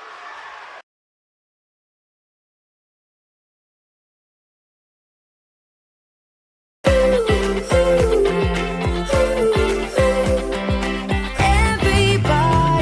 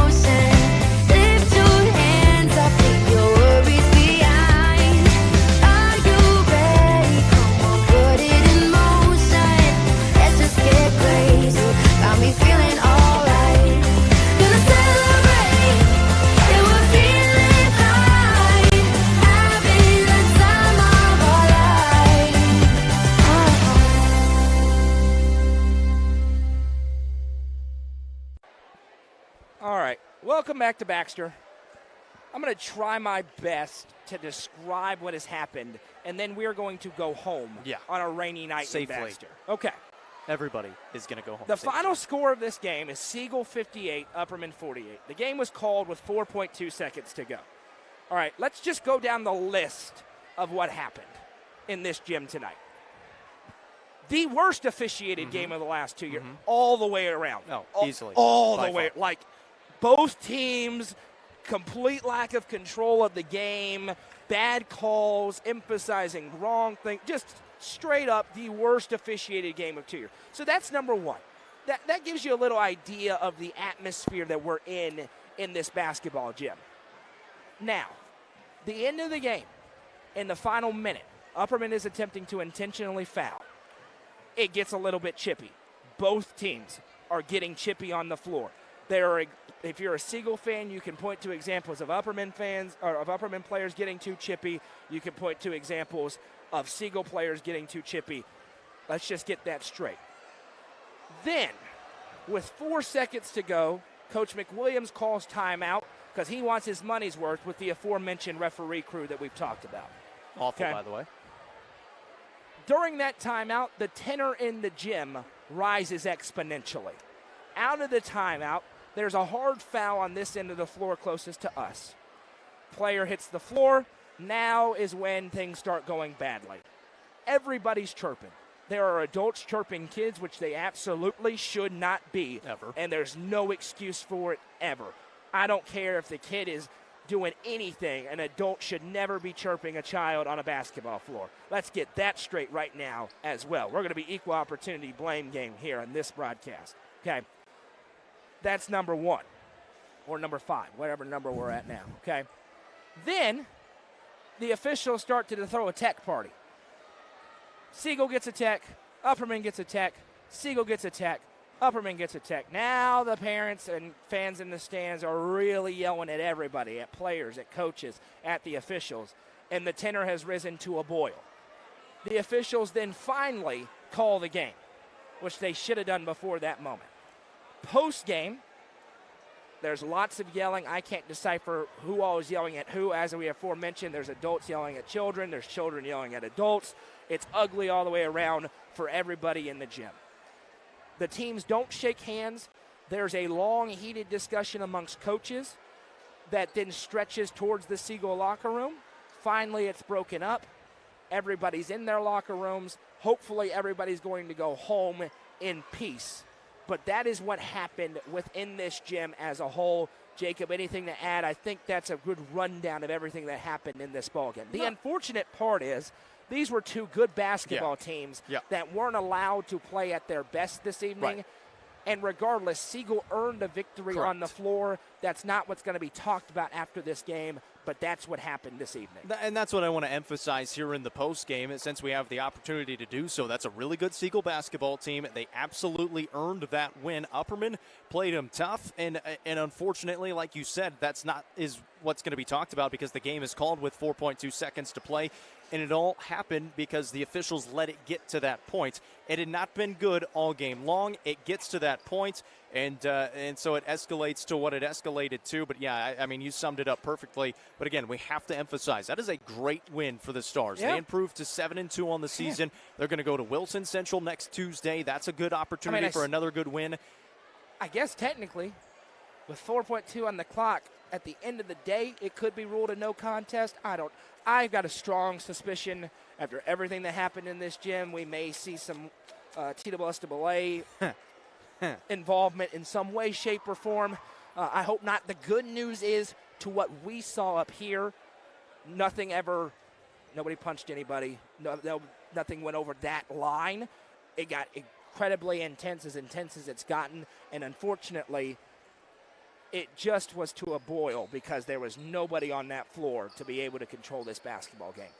Good thing is, we got a lot of basketball games coming up next week. We do. I'm going to Florida. Don't call me. I'm out of here. Thank you. Enjoy your time. You will call me, and everybody else. Probably. It's okay. Everybody's going to keep calling me, but that's all right. Monday night, Warren County against Livingston. Chattanooga Prep against Pickett County. You see our coaches show at some point, basketball coaches show. We'll announce when that's coming out as well this weekend. Tuesday night, Warren County against White County, Cookeville against York. Thursday through Saturday, Upperman in the KSA tournament in Orlando. I will be there for all the action there. 6 total games, 3 girls games, 3 boys games on Thursday, Friday, and Saturday. Back here in the state on Friday, Van Buren County against White County, Pickett County at East Robertson, and Cookeville against Oakland. And on Saturday, we will round it all out with Macon County against Livingston. Sure wish we were only talking about basketball at the end of this broadcast, but that is what happened at this game. It's our job to bring you the action. That's what happened. The first game was super entertaining. The girls' game, as Upperman came from behind, erased a 14-point first-half deficit and an 8-point halftime deficit to escape with a victory. The boys' game, we think, will officially go down as a win for Siegel at 58-48. Could be a no contest, 4.2 seconds on the clock. I don't know the ins and outs of the rules, ladies and gentlemen, to be completely honest with you. Thank you so much for spending part of your Saturday with us. Stay weather aware and stay safe. Saying so long, we're going to go home now. Final score, we think, Siegel 58, Upperman 48. I'm Noah McKay for Jacob Vincent and everybody at UCR. Have a great night, everybody.